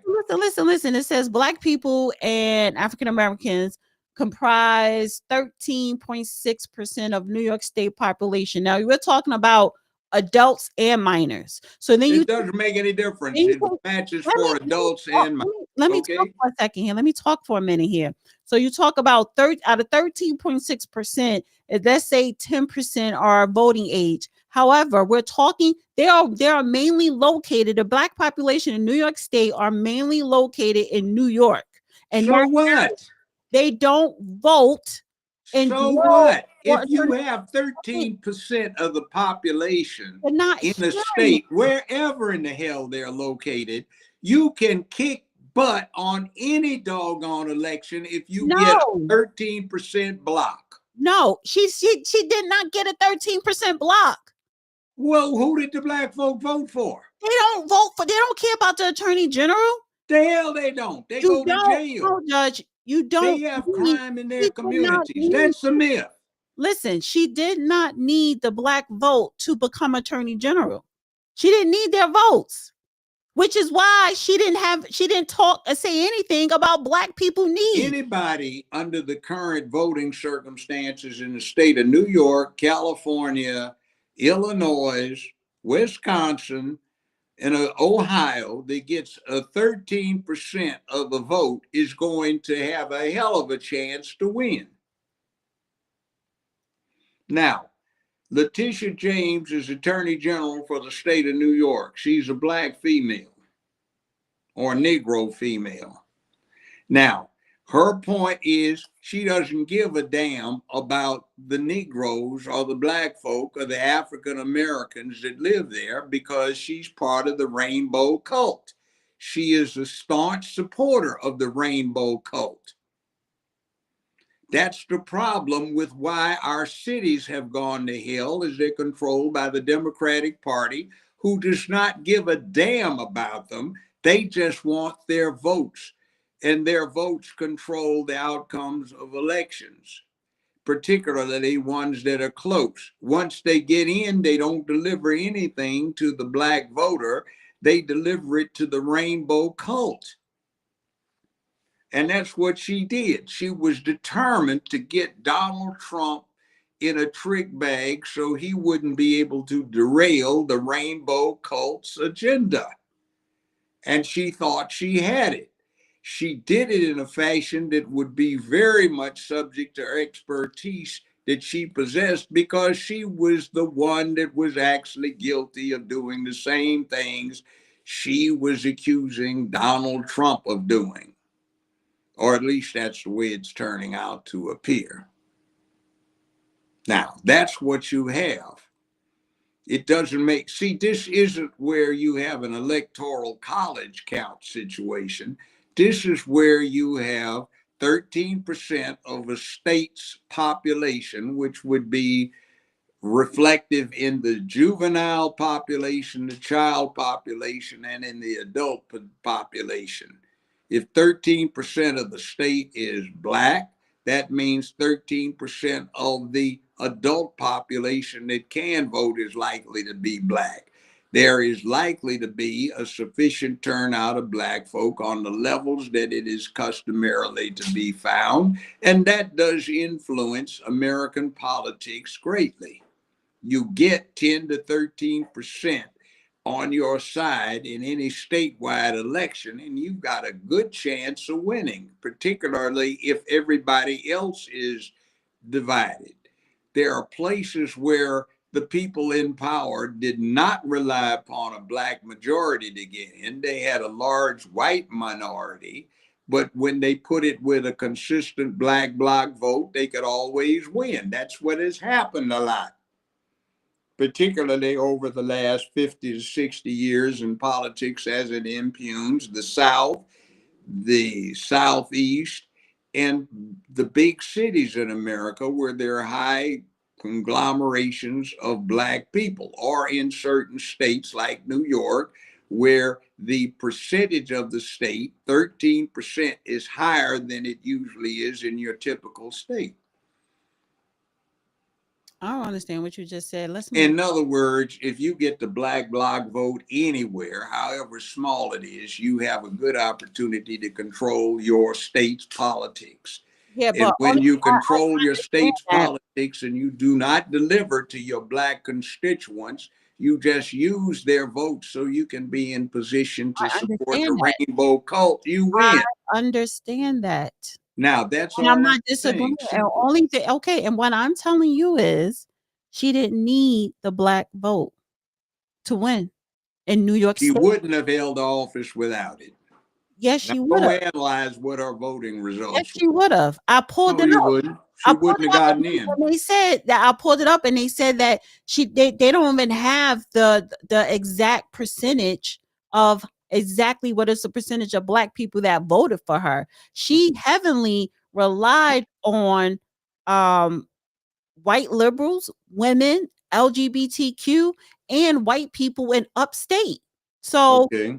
were there black people who voted for her? Yes. Only thing I'm saying is her position of attorney general, just because she was a black woman, that does not mean that she was automatically going to get support from black people. One, they don't pay attention to local politics like that. And then two, they never even heard of her before. She's never even been in her community doing anything for the community. And three, she was running against a black man. So he just Well, she's a black female. Remember, that's the one second. popular No, thing. no. Just 1 second. And it just so happened that he was a Republican, but people think that when you're running for a state office in New York State, just because you may win Manhattan, that doesn't mean you're going to win office of the state, because New York State is very big. You have to go north, which is totally different from New York and the five boroughs. And people Do you divide your New York, too. answer this question, do you divide your New York vote into counties where if you win a county, you get one vote, if you don't, you get none? Or do you just count up what you have on the statewide level for statewide offices like a general, governor, et cetera, et cetera? No, I mean, it's everyone votes, but you kind of go by, okay, a county, if you win that county, you win this county. Like, they probably know if you win a certain amount of counties that you could win the election because of the certain amount of people that's voting. So they have that all broken down, but it's a general election for attorney general, but they are strategic when it comes to the counties. Only thing I'm saying is, I think every time when people think of New York, they always think of Manhattan. They don't think of the rest of the state. And I have friends that live in upstate New York, and they tell me how fabulous the hunting is. I'm not talking about you. I'm talking about people in general. People in general don't realize that the state of New York, that's where you really got to concentrate if you're running for governor or if you want for attorney general, because it's for the whole state. That holds a lot of weight, not Manhattan. So, and I think people are conflating the two. They think of New York, they think of New York State, they think of New York City. It's two different things. It is, but most of the votes come out of certain urban areas, so they have an inordinate amount. Yeah, but they have urban areas up north as well. So again, but see, you're thinking, but majority of the power of the vote is New York and New York City, and that's really not the case. Well, I will tell you this. I'll submit to you that on a statewide election, it's the number of votes you get, not where they come from, that counts. Oh, she did it. I'm sorry, what you say? In a statewide election, it's the number of votes you get, not where they come from, that counts. Right. So if 13% of your state population is black, it doesn't make any difference where they're located, so long as you can generate the maximum effect out of that 13% and turn them to your favor. Right. Now, that's what it is. How many of these black folks probably voted for the Republican opponent? Right. Probably not a lot. It's of course more, because majority of the people, of the black people in New York, majority are Democrats. So yeah, the majority of the people in New York had been concerned about getting somebody not a crook. She wouldn't have gotten any. Hold on for a second. Let's just say with Letitia James that, okay, she feels as though, like, okay, I'll have the Democrat vote on lock, but to be attorney general, you're going to need some Republicans to support you. Or how about a lot of Democrats? And then she's already a Democrat. I'm just saying. I know. How about a lot of the rest of them, particularly since she's a female? Let me finish. So for the Republican guy that was running against her, okay, let's say you need the Republicans to support you, and then you probably going to need a little bit of those Democrats as well. But that 13%, which majority of that 13% of the black vote is concentrated in New York City, that doesn't mean they're voting for you. They're not voting locally like they will vote for the president or the mayor of New York. That's what I'm saying. So you're losing votes. So you gotta balance. You gotta grab the votes that you're losing with those people somewhere else. That's where the LGBTQ people come in, because they got money in New York State. What does the money have to do with anything other than generating people donating to your campaign? That you need money to run in New York State. They're donating to your campaign, and these are people that actually come to you with an agenda. So again, they're upstate, they're in Manhattan, and they have money and they have position of power. So she's going to cater to those people. That's what I'm saying. But so she gets the black vote that comes out substantially. It's going to be voting for her. Again, back to my point. She defrauded the black voter like they do in most Democratic bastions. You think you're getting a black woman, which is pop, and you think you'll get somewhere, but all you're voting for is rainbow. Right, cult. but it's not like Atlanta. It's not like Fulton County. Doesn't have to be. Let me finish. And it's Be not. like Memphis, Tennessee. It's got the Not, same and damn problem here. sure not like Memphis. It's definitely not like Memphis, and that's what I'm saying. People have these preconceived ideas, and if Yeah, and most of the and if they're black not folk in from, Memphis, they right, and I vote can for tell you this attorneys. for a fact: if Think you're they're getting not from the somebody black, but they're tri-state getting the area, if wrong. you're not, these people don't even vote like they should for the school board. If you're not from the tri-state area, you are not going to understand the politics. I've been through the tri-state area. We Through and studied New living York there are intensively two in different political things. science. Been through Now, and living there are two different things. And that's the problem. You never lived there. You didn't I grow didn't up live there. there, but You I can didn't grow analyze up vote there. You count didn't every grow up time in the the politics presidential there. No, election you did comes not. up. No, It you did has a not. significant impact. I This, study it. yeah, we're definitely moving on because you're We'll not go. going Let's move on. to sit up here and tell me about how politics are no. I understand. I'm just analyzing it as a Yeah, degree you're analyzing political it. I'm scientist telling you who's something been in it for about years. it. Go ahead. I rest my case. You ain't have a case. Whether you think so or not, You did. people will check it out and try to. You didn't say anything. Let's see what. What was your case? Let's move on. It'll prove You didn't itself or have not. a case. You saying you rest your case. It'll You didn't prove have a itself case. or not. Let's Prove move on to what? the next subject. What were you trying to prove? Simply another case of the blue run cities of America being frauds because they get put in place to run these cities by their appeal to minority votes, specifically black voters. The black voters receive nothing for their votes because they're just putting in somebody of color who is dedicated to the rainbow cult cause, not their cause. Yeah, Now, and that's not a case because I agreed with you on there. So you didn't have anyone opposing it.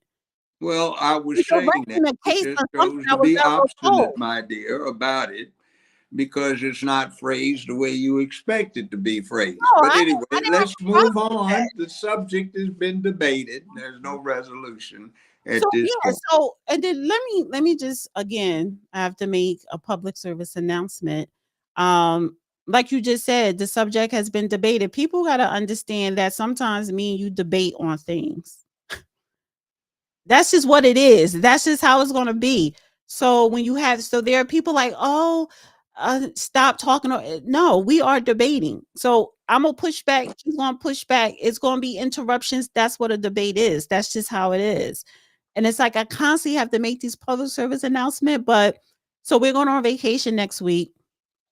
It may be 2 weeks. It depends because I don't know what I'm gonna get into when I go up there in New York. See, you get paid for this. I don't. I'm doing it volunteering because I have my mission to complete before I croak out. Really? So you want me to burst your bubble because No, you choose I not to get just paid. do what I do Yeah, because I think it's you the right choose not thing to to get paid, do. but What? you choose not to get paid. That's all right.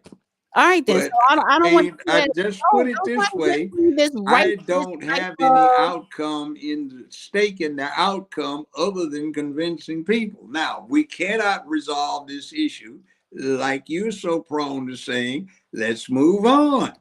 No, I'm not talking about what we were debating. This is a public service announcement for the listeners. Okay. Because I have to constantly say this, and only thing I'm saying is when I come back from vacation, I'm not going to be saying this shit anymore. And this is the last time I'm going to say it. We debate sometimes on this show. That's just what it is. This is not the Judge Joe Brown show. No, the injustice for all is his thing. So when we do the show, he may do a lot of talking. It may be me, but we may fight and we may debate. That's just what it is. That's just how it's going to be on Monday nights. And I'm not going to just keep repeating myself. So thank you, Katalia, for blocking people who want to make stupid ass comments. And I'm not going to just keep repeating myself because sometimes we just debate. That's just what it is. However, can I get back to telling you about my vacation? Now go right ahead. I'm going to see Beyonce this weekend.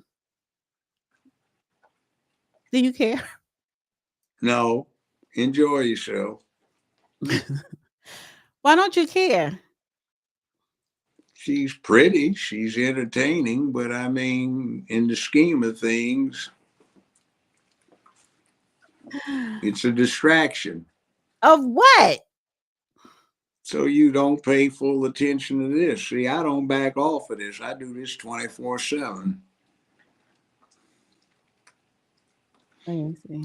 It's my enjoyment, my recreation, my hobby, and also my avocation in my career. I get into what makes things tick in this system, how it works, why it works, how to improve it, how to save it. Oh, and so while That's all I do. I live and breathe it. that's nice. So while I'm back home as well, I'm gonna be going to the Diddy trial. I told you that. No, You did. I If did you tell can you that. get in the place. Yes, I have to get there early. Um, that's why I said that. Oh, I want to play this because this is. Let me go back a little bit. I need to go back. Hold on a second.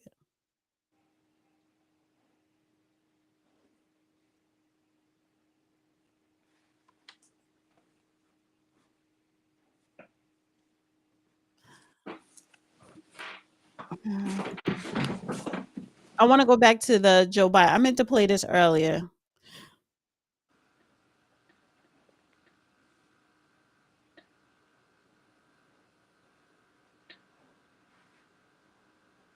So this is Hakeem Jeffries, and you know, he gets upset. He's an idiot. My expectation that President Biden is going to meet this moment with the courage and resilience that he's consistently shown. Seems to me entirely inappropriate that at this moment in time, when President Biden is dealing with a serious and aggressive form of cancer, there are Republicans who are peddling conspiracy theories and want us to look backward at a time when they actually are taking health care away from the American people. No, as House Democrats, we're going to look forward. They literally are trying to take health care away from millions of Americans at this very moment in the dead of night. And Republicans want to fan the flames of conspiracy theories at this moment? No, thank you.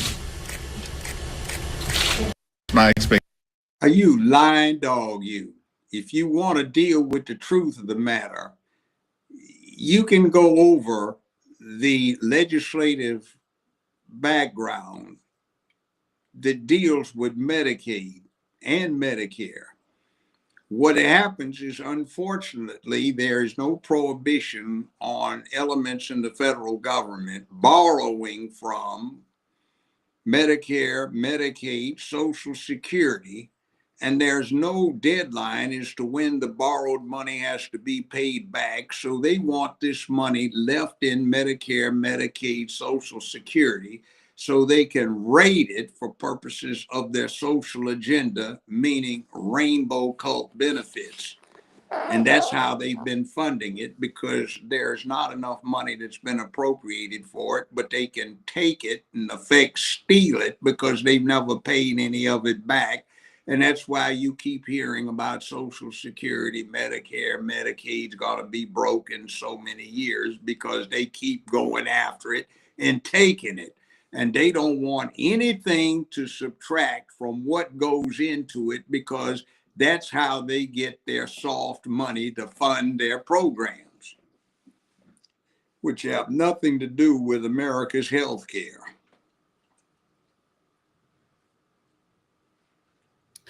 Two more things. Today is Malcolm X's birthday. 100th birthday. Yeah. You want to share any thoughts? Great man. They didn't think much of him on the mass scale when he died, but 61 years after his death, now he's become a saint.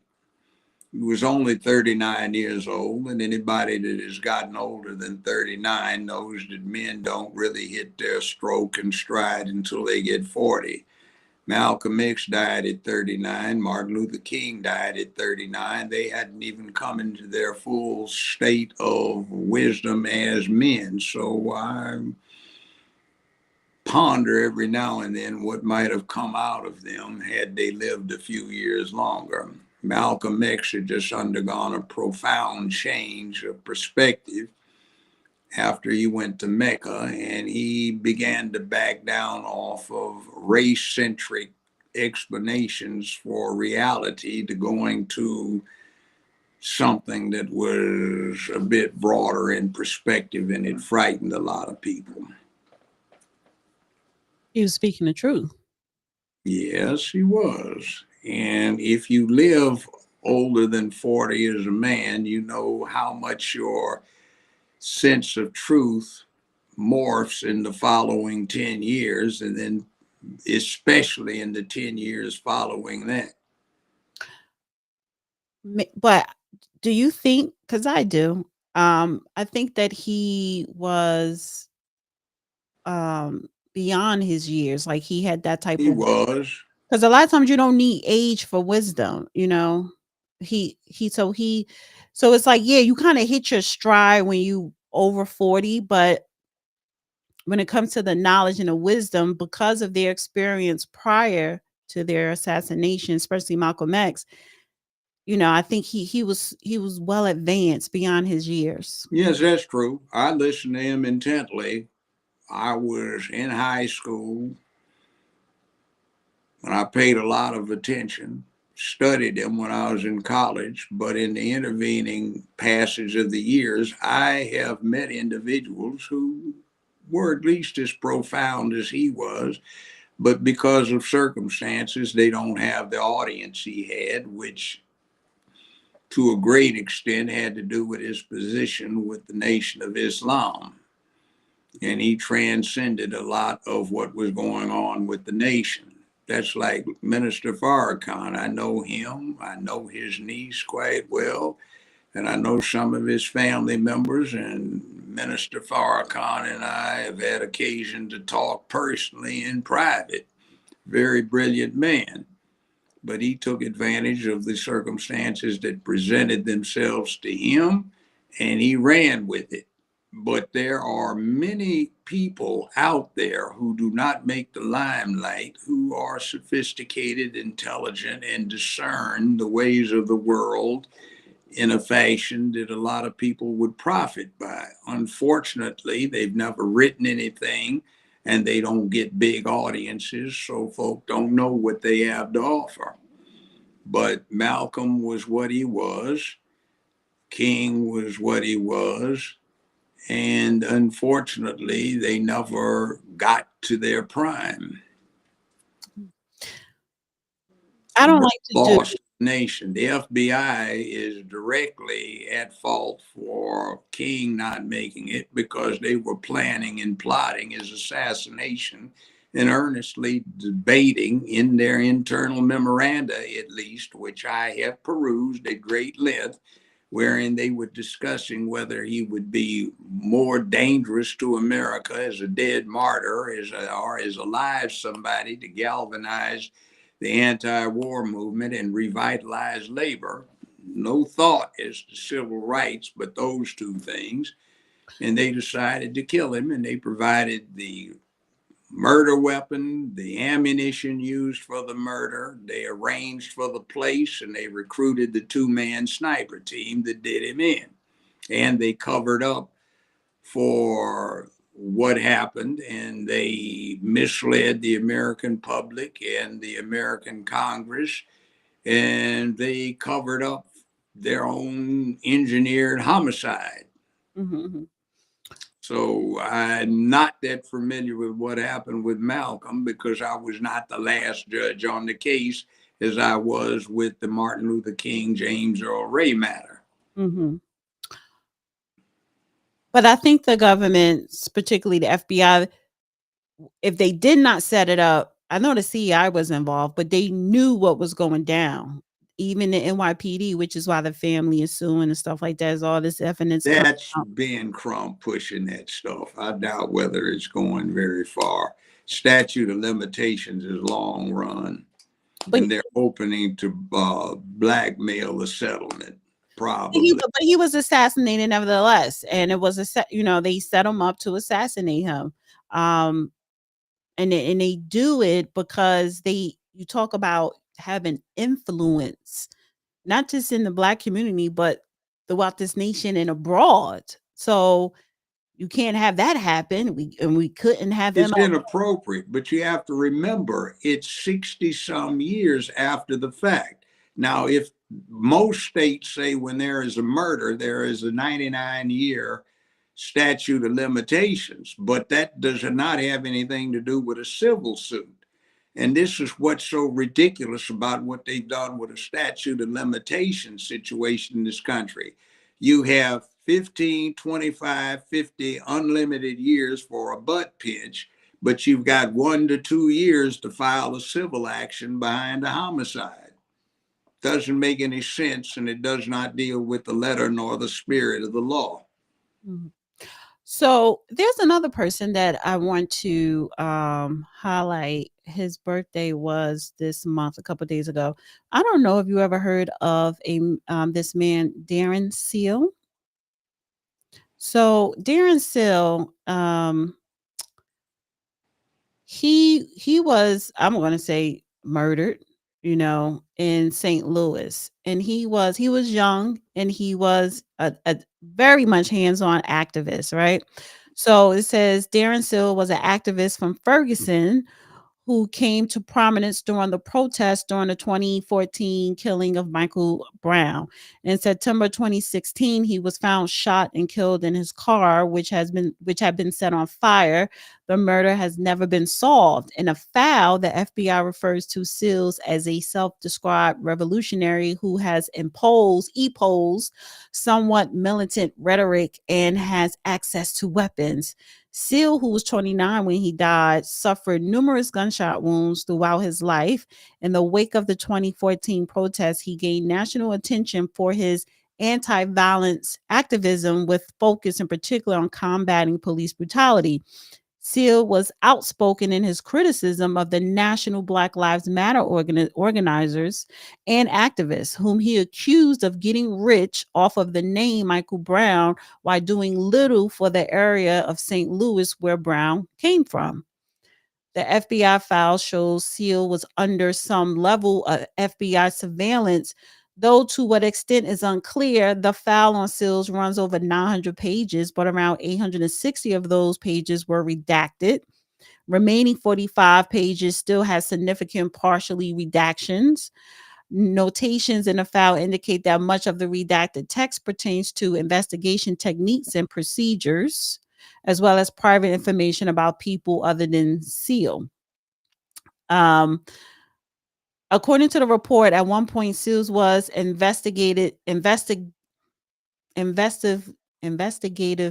detained during a traffic stop conducted by police at the request of the FBI. The detention, which the report says lasted for 20 minutes, seems to be referring to a traffic stop June 8th, 2016. When police pulled him over, Seals was driving a 2012 Jeep Wrangler with a companion. They searched his car. It turned up nothing. And the law enforcement told Seals there were warrants out for his arrest, but they let him go. There are thousands of middle-aged Black men who grew up in Los Angeles, San Francisco, Oakland, Chicago, Green Bay, Minneapolis, Minnesota, New York, New York, Miami, Memphis, Atlanta, who that can be said of, including self. So and he got murdered, so have a lot of other ones. Yeah, there were some other young Black guys at least around that time. 20 or so myself I was personally acquainted with. So what makes him stand out? Well, he was only 29, And during the time with Michael Brown, that's when you first started seeing the emergence of Black Lives Matter. He was the first one to call them a fraud and call them out. He wasn't the first one. I was saying it from way back when. So were a Okay, lot Judge, this is of not. people. I'm not talking about you. I'm talking about. I know, So but come what on, makes like him? no. He's not the Well, again, first. you're alive. He's dead. So, I but he's. know. So let Maybe me that let me says confirm something that. about But what he does don't versus what I but did. don't So discredit. Don't discredit someone. I'm not. But why? Right. Look, Let me look. You finish. get No. thousands of people that Let me die finish. every year. Okay, so let me finish telling you why. He's Okay. from St. Louis. He's from St. Louis. He's familiar with the neighborhood, what happened with when Michael Brown got shot. And he started seeing people coming into his city, into that particular area, capitalizing off of that Black boy, whether people agree with what happened to him or not. And he called them out. And not only did he call them out, he was literally protesting and pushing back against this fake narrative and actually trying to tell people what was going on in St. Louis. So why did the FBI have a report out on him? He wasn't a Why don't you get the Freedom of Information Act That's evoked where and they got check out this what they've got information on from. you? Check out what they've got on you. They probably have something. It's interesting. Every now and From then I me? see the request. Yeah. I found it very interesting on the multiple pages they had on yours truly. So I haven't done it in 30 years, but I did. It was quite informative and voluminous. So yeah, there are a lot of people who have looked like they are of interest to the FBI, which was an organization designed to find something to put Black folk in their place way back before World War One. So here's So the thing. the institution is rife with opportunities to put Blacks and other minorities, ethnic groups in their place. That's what it was designed to do. Right. And here's another thing. Remember the Black Lives Matter guy, Del Rey? He was one of the main people in Black Lives Matter. He was one of the main ones out of Black Lives Matter organization to be up in St. Louis, and they ran his ass up out of there. And Darren Seals was one of the people that ran him up out of there. Now, this is what I'm saying.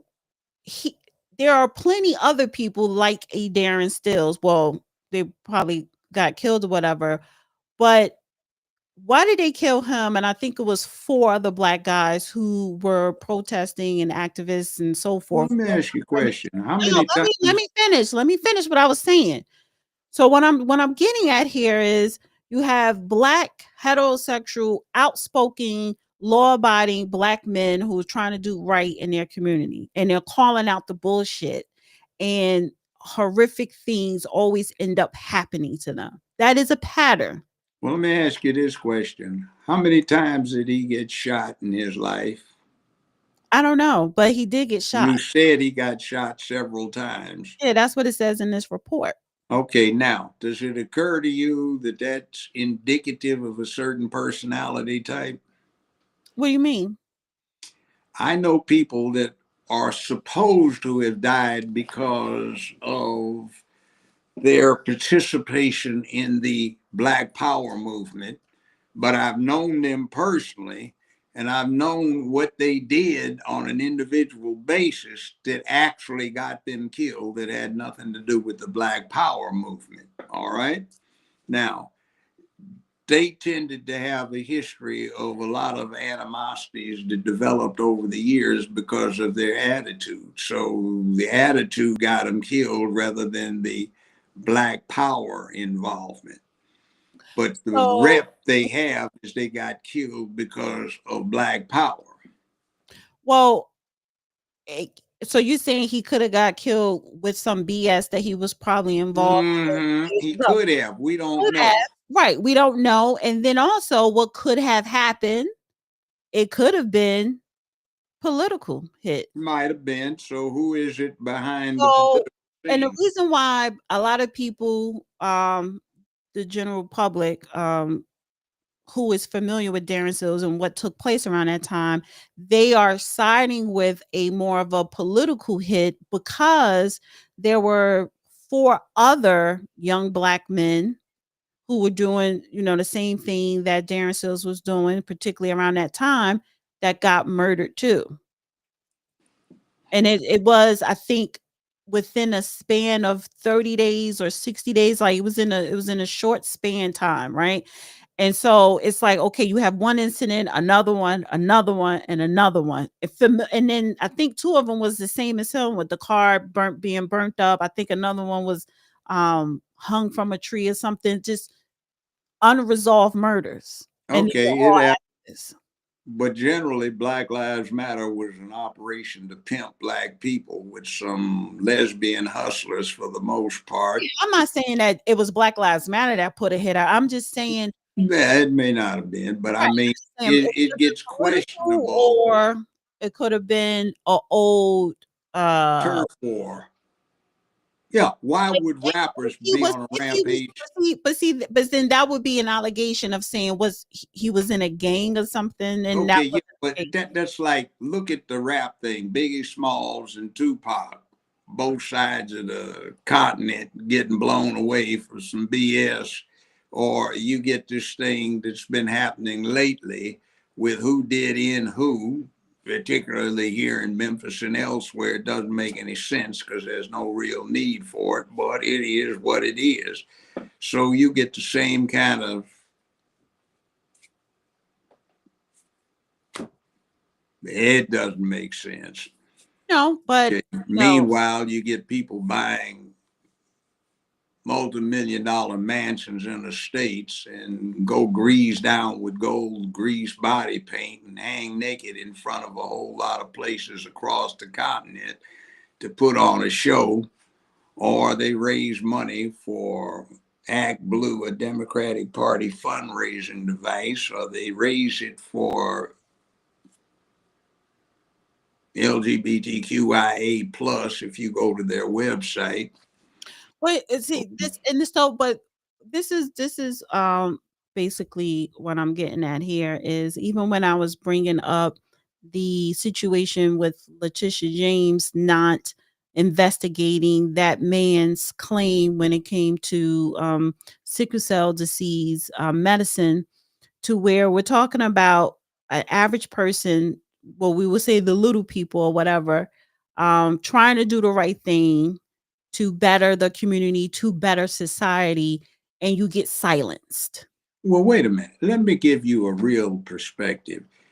I'd say every year for the last 8, 9, 10 years, I get at least 50 to 100 such claims sent to me asking me to get involved with them.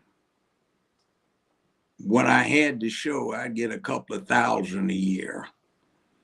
And most of them had no substance, but it was some request.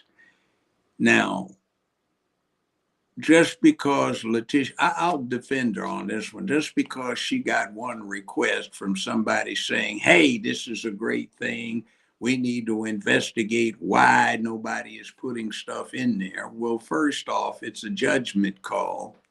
Second off, making a call like that is not necessarily violating anybody's law.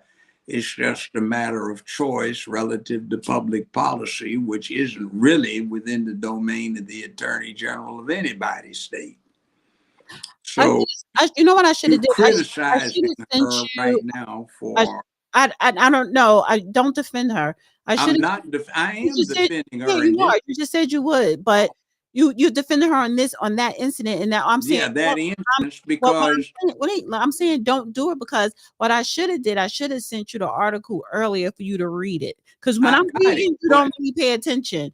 I No, got it, this but wasn't the point is, you want somebody to conduct a critical criminal investigation of something that doesn't, on its face, present itself as a violation of the law. This is what you write to your state representative, your state senator, your U.S. member of the House of Representatives, your U.S. member of the U.S. Senate, or your governor. That's who you address He's the these Attorney public General. policy. That's who you're The supposed Attorney to write General it to. does not set public policy. Their Oh, job no. But this is wasn't a to public represent policy. the state.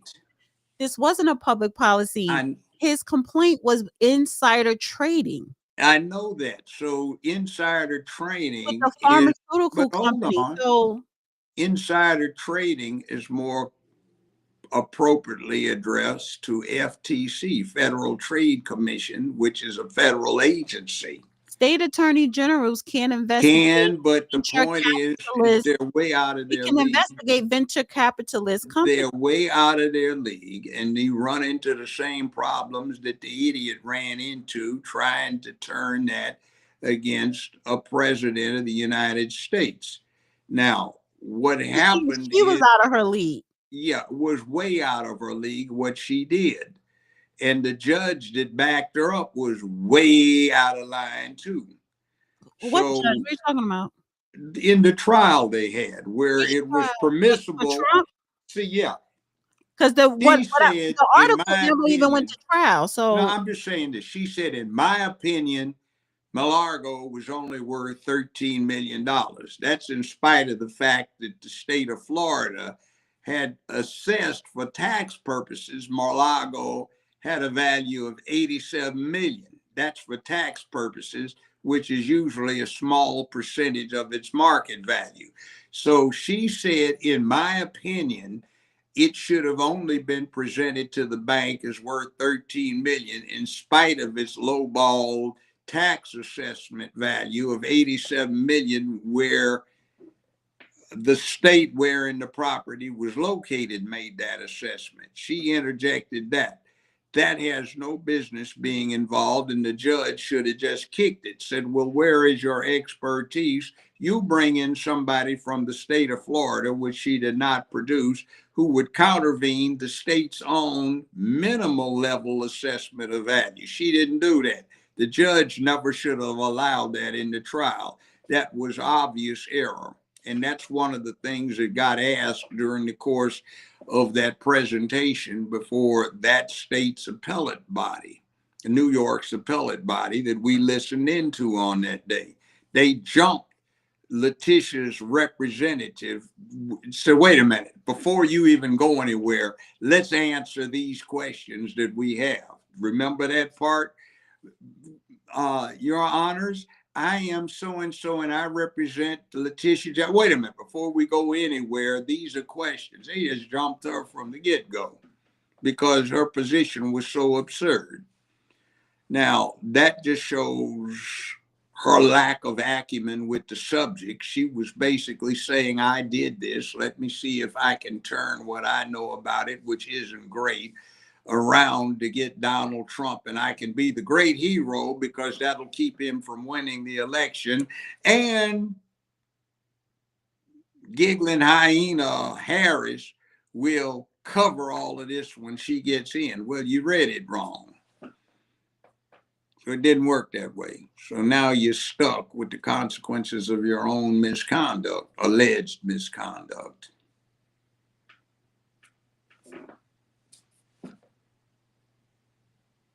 I find, interestingly enough, that some of the prosecutors I had to deal with were always trying what are you to talking accuse. about? Because sometimes you I'm be talking about Letitia James's bullshit knowledge about these economic factors. It was a horrible case built on a lot of presumptions that never should have been.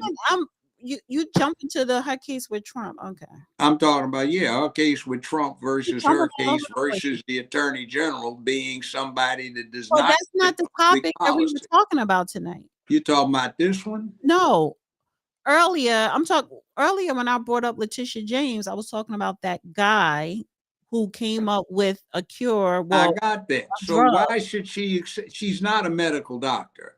So what about him coming up with? It was about the venture capitalist company. It was a lot of trading. So I got that. So listen, you are the state of general. At least look at it. Look, what my point was, as I said, right now, I probably get 100 such requests made of me. I don't have any authority. That's her office job. Herself. It's not her office job to set public policy. This could have been an assistant to her. I said she went out of line by investigating Trump with this. That should have been by the feds, FTC. if there was any violation of the banking rules. The banks are regulated by the federal government, not the state of New York, except in a minor fashion. She So was look, way I'm, out of line let me doing this. let's switch gears for this is This one, absolutely the very last thing, and then we're I gonna, don't want to deal with this Johnson matter. well, we are going to deal with it. It's just a The small reason bit. is I had at least 6 first-degree murder cases in my court where she was alleged to have taken the hit out because she kept her mouth shut in consideration of the Fifth Amendment. American law has a general provision that you cannot convict somebody on the uncorroborated evidence of an accomplice. Her lieutenants got prosecuted. The person that actually contracted to take the hit didn't. And she didn't either. But if you want to talk about crack babies and crackheads, allegedly she is responsible for most of that in the Southeast United States, from Florida, Chicago, from the late 1980s to the early 1990s. All right, so Now, I want to play this she's clip. now in charge of pardons for Trump's administration. She's out of prison, pardoned, and most of her second lieutenants are all still doing penitentiary time. When they busted her, it was for possession of approximately $87 million in cash, for the equivalent of 9 tons of street value coke. And it was the third largest bust in DEA history at the time, now the fourth, I think. But Kim Kardashian presented it to President Trump as some poor little old grandmother trying to sell a bag of cocaine to protect her house. There were a whole lot of houses that she and her folk were in possession of that were allegedly used to launder money. All right, So so it let me was a play this big clip. time scheme, and I Let me, don't agree with what happened in this. let me play this clip. To become involved in something that I didn't think it would lead to this. I've never sold drugs, I've never used drugs, and to be labeled with even a queen pin, if I was the worst one in history. But thank God that my case came to the attention of President Trump, and he had compassion on me. He was the first one who really pulled back the layers to my case to say, this is wrong. I had appealed to President Obama 3 times and been turned down all 3 times. But when it came to President Trump, he is the reason I'm sitting here today. You got the same to become.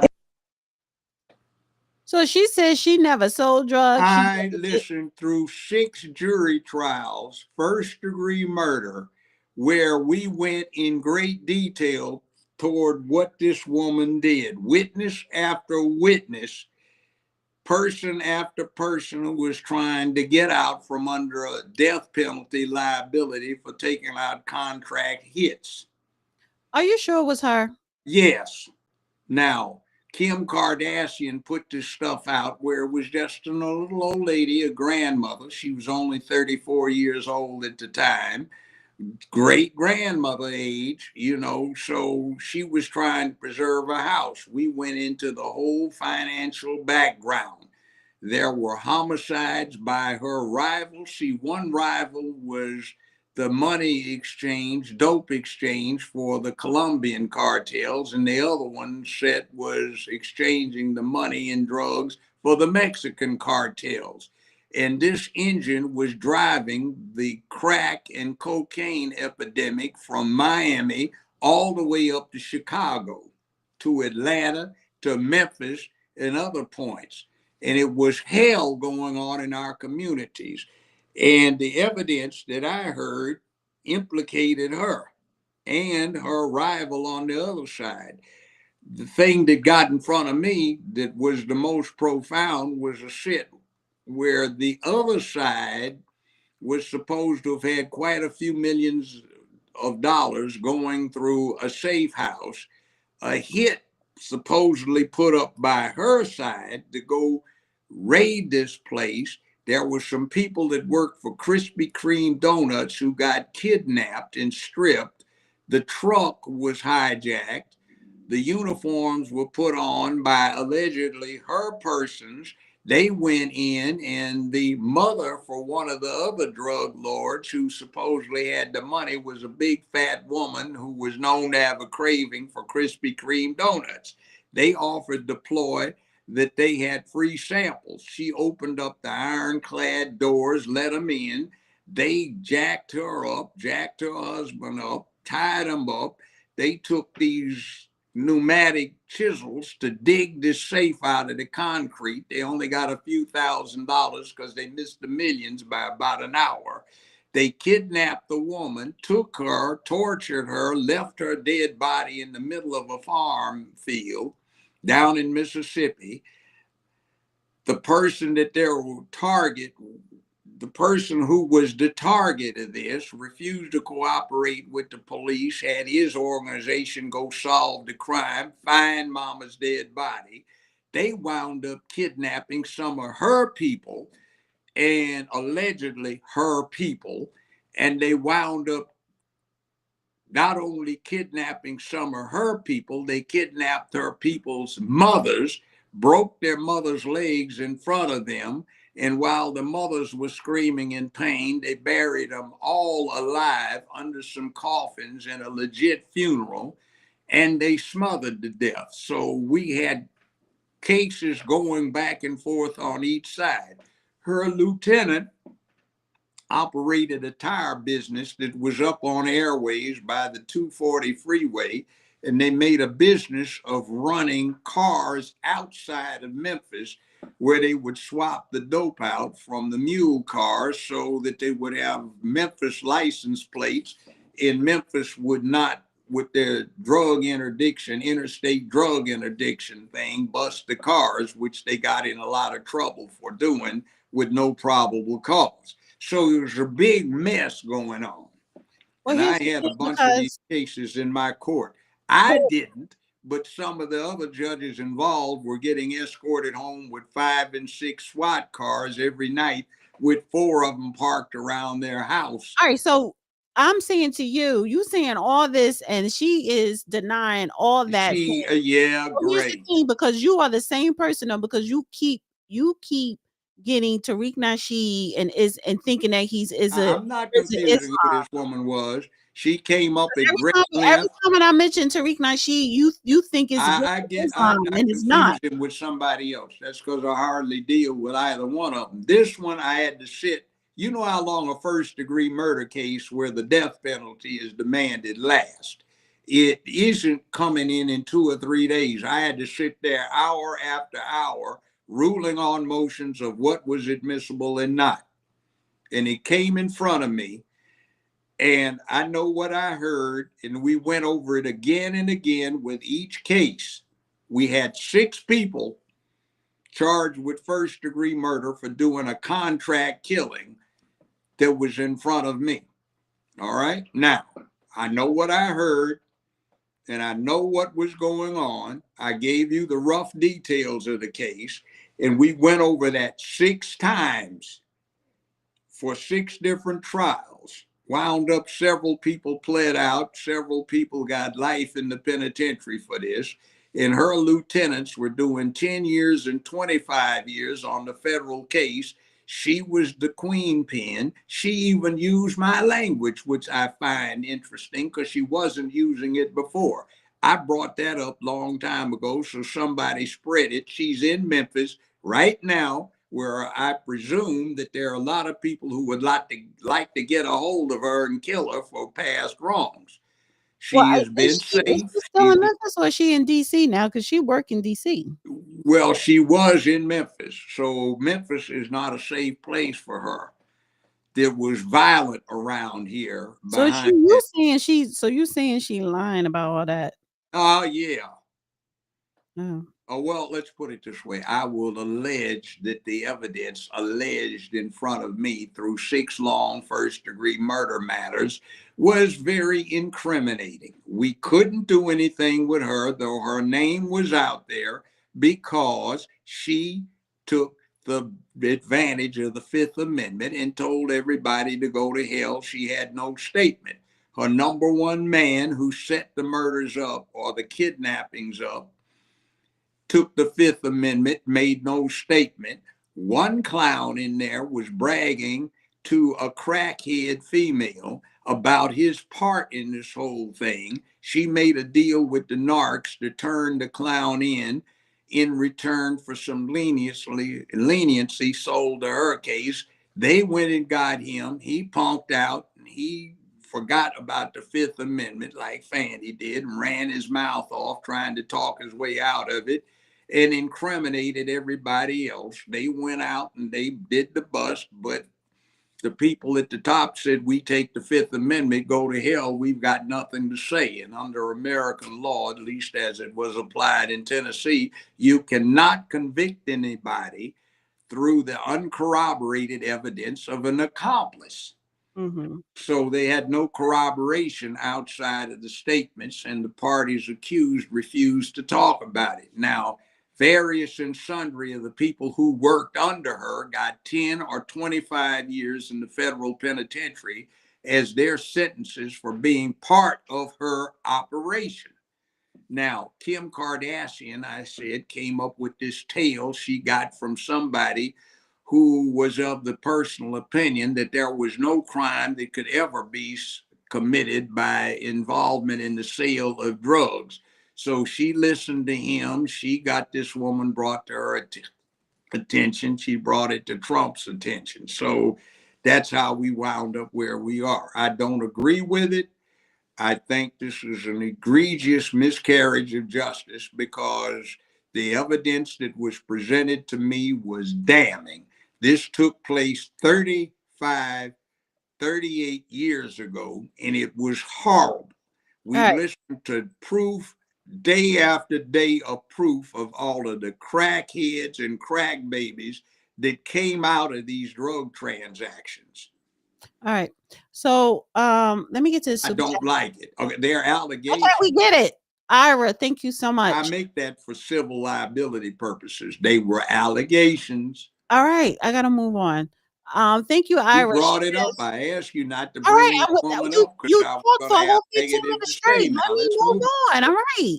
So thank you, Ira. Trump talking about subsidizing other countries and ignoring the free healthcare we pay for Israel to have. That is so true. And all of Europe. It's too much money still going to Israel, and it's like, why? If you're stopping subsidies from other countries, then stop it for Israel as well. I agree, Ira. Yeah, see, here's the thing. We're charging foreign countries $12.11, let's say, for a dose of the drug. Our insurance companies are telling the government they're paying $863 per dose of the drugs. And they get mostly reimbursed by the federal government under the Affordable Care Act. So why in the world should the company be reimbursed for $863 when they can let it go for $12.11? See how that goes?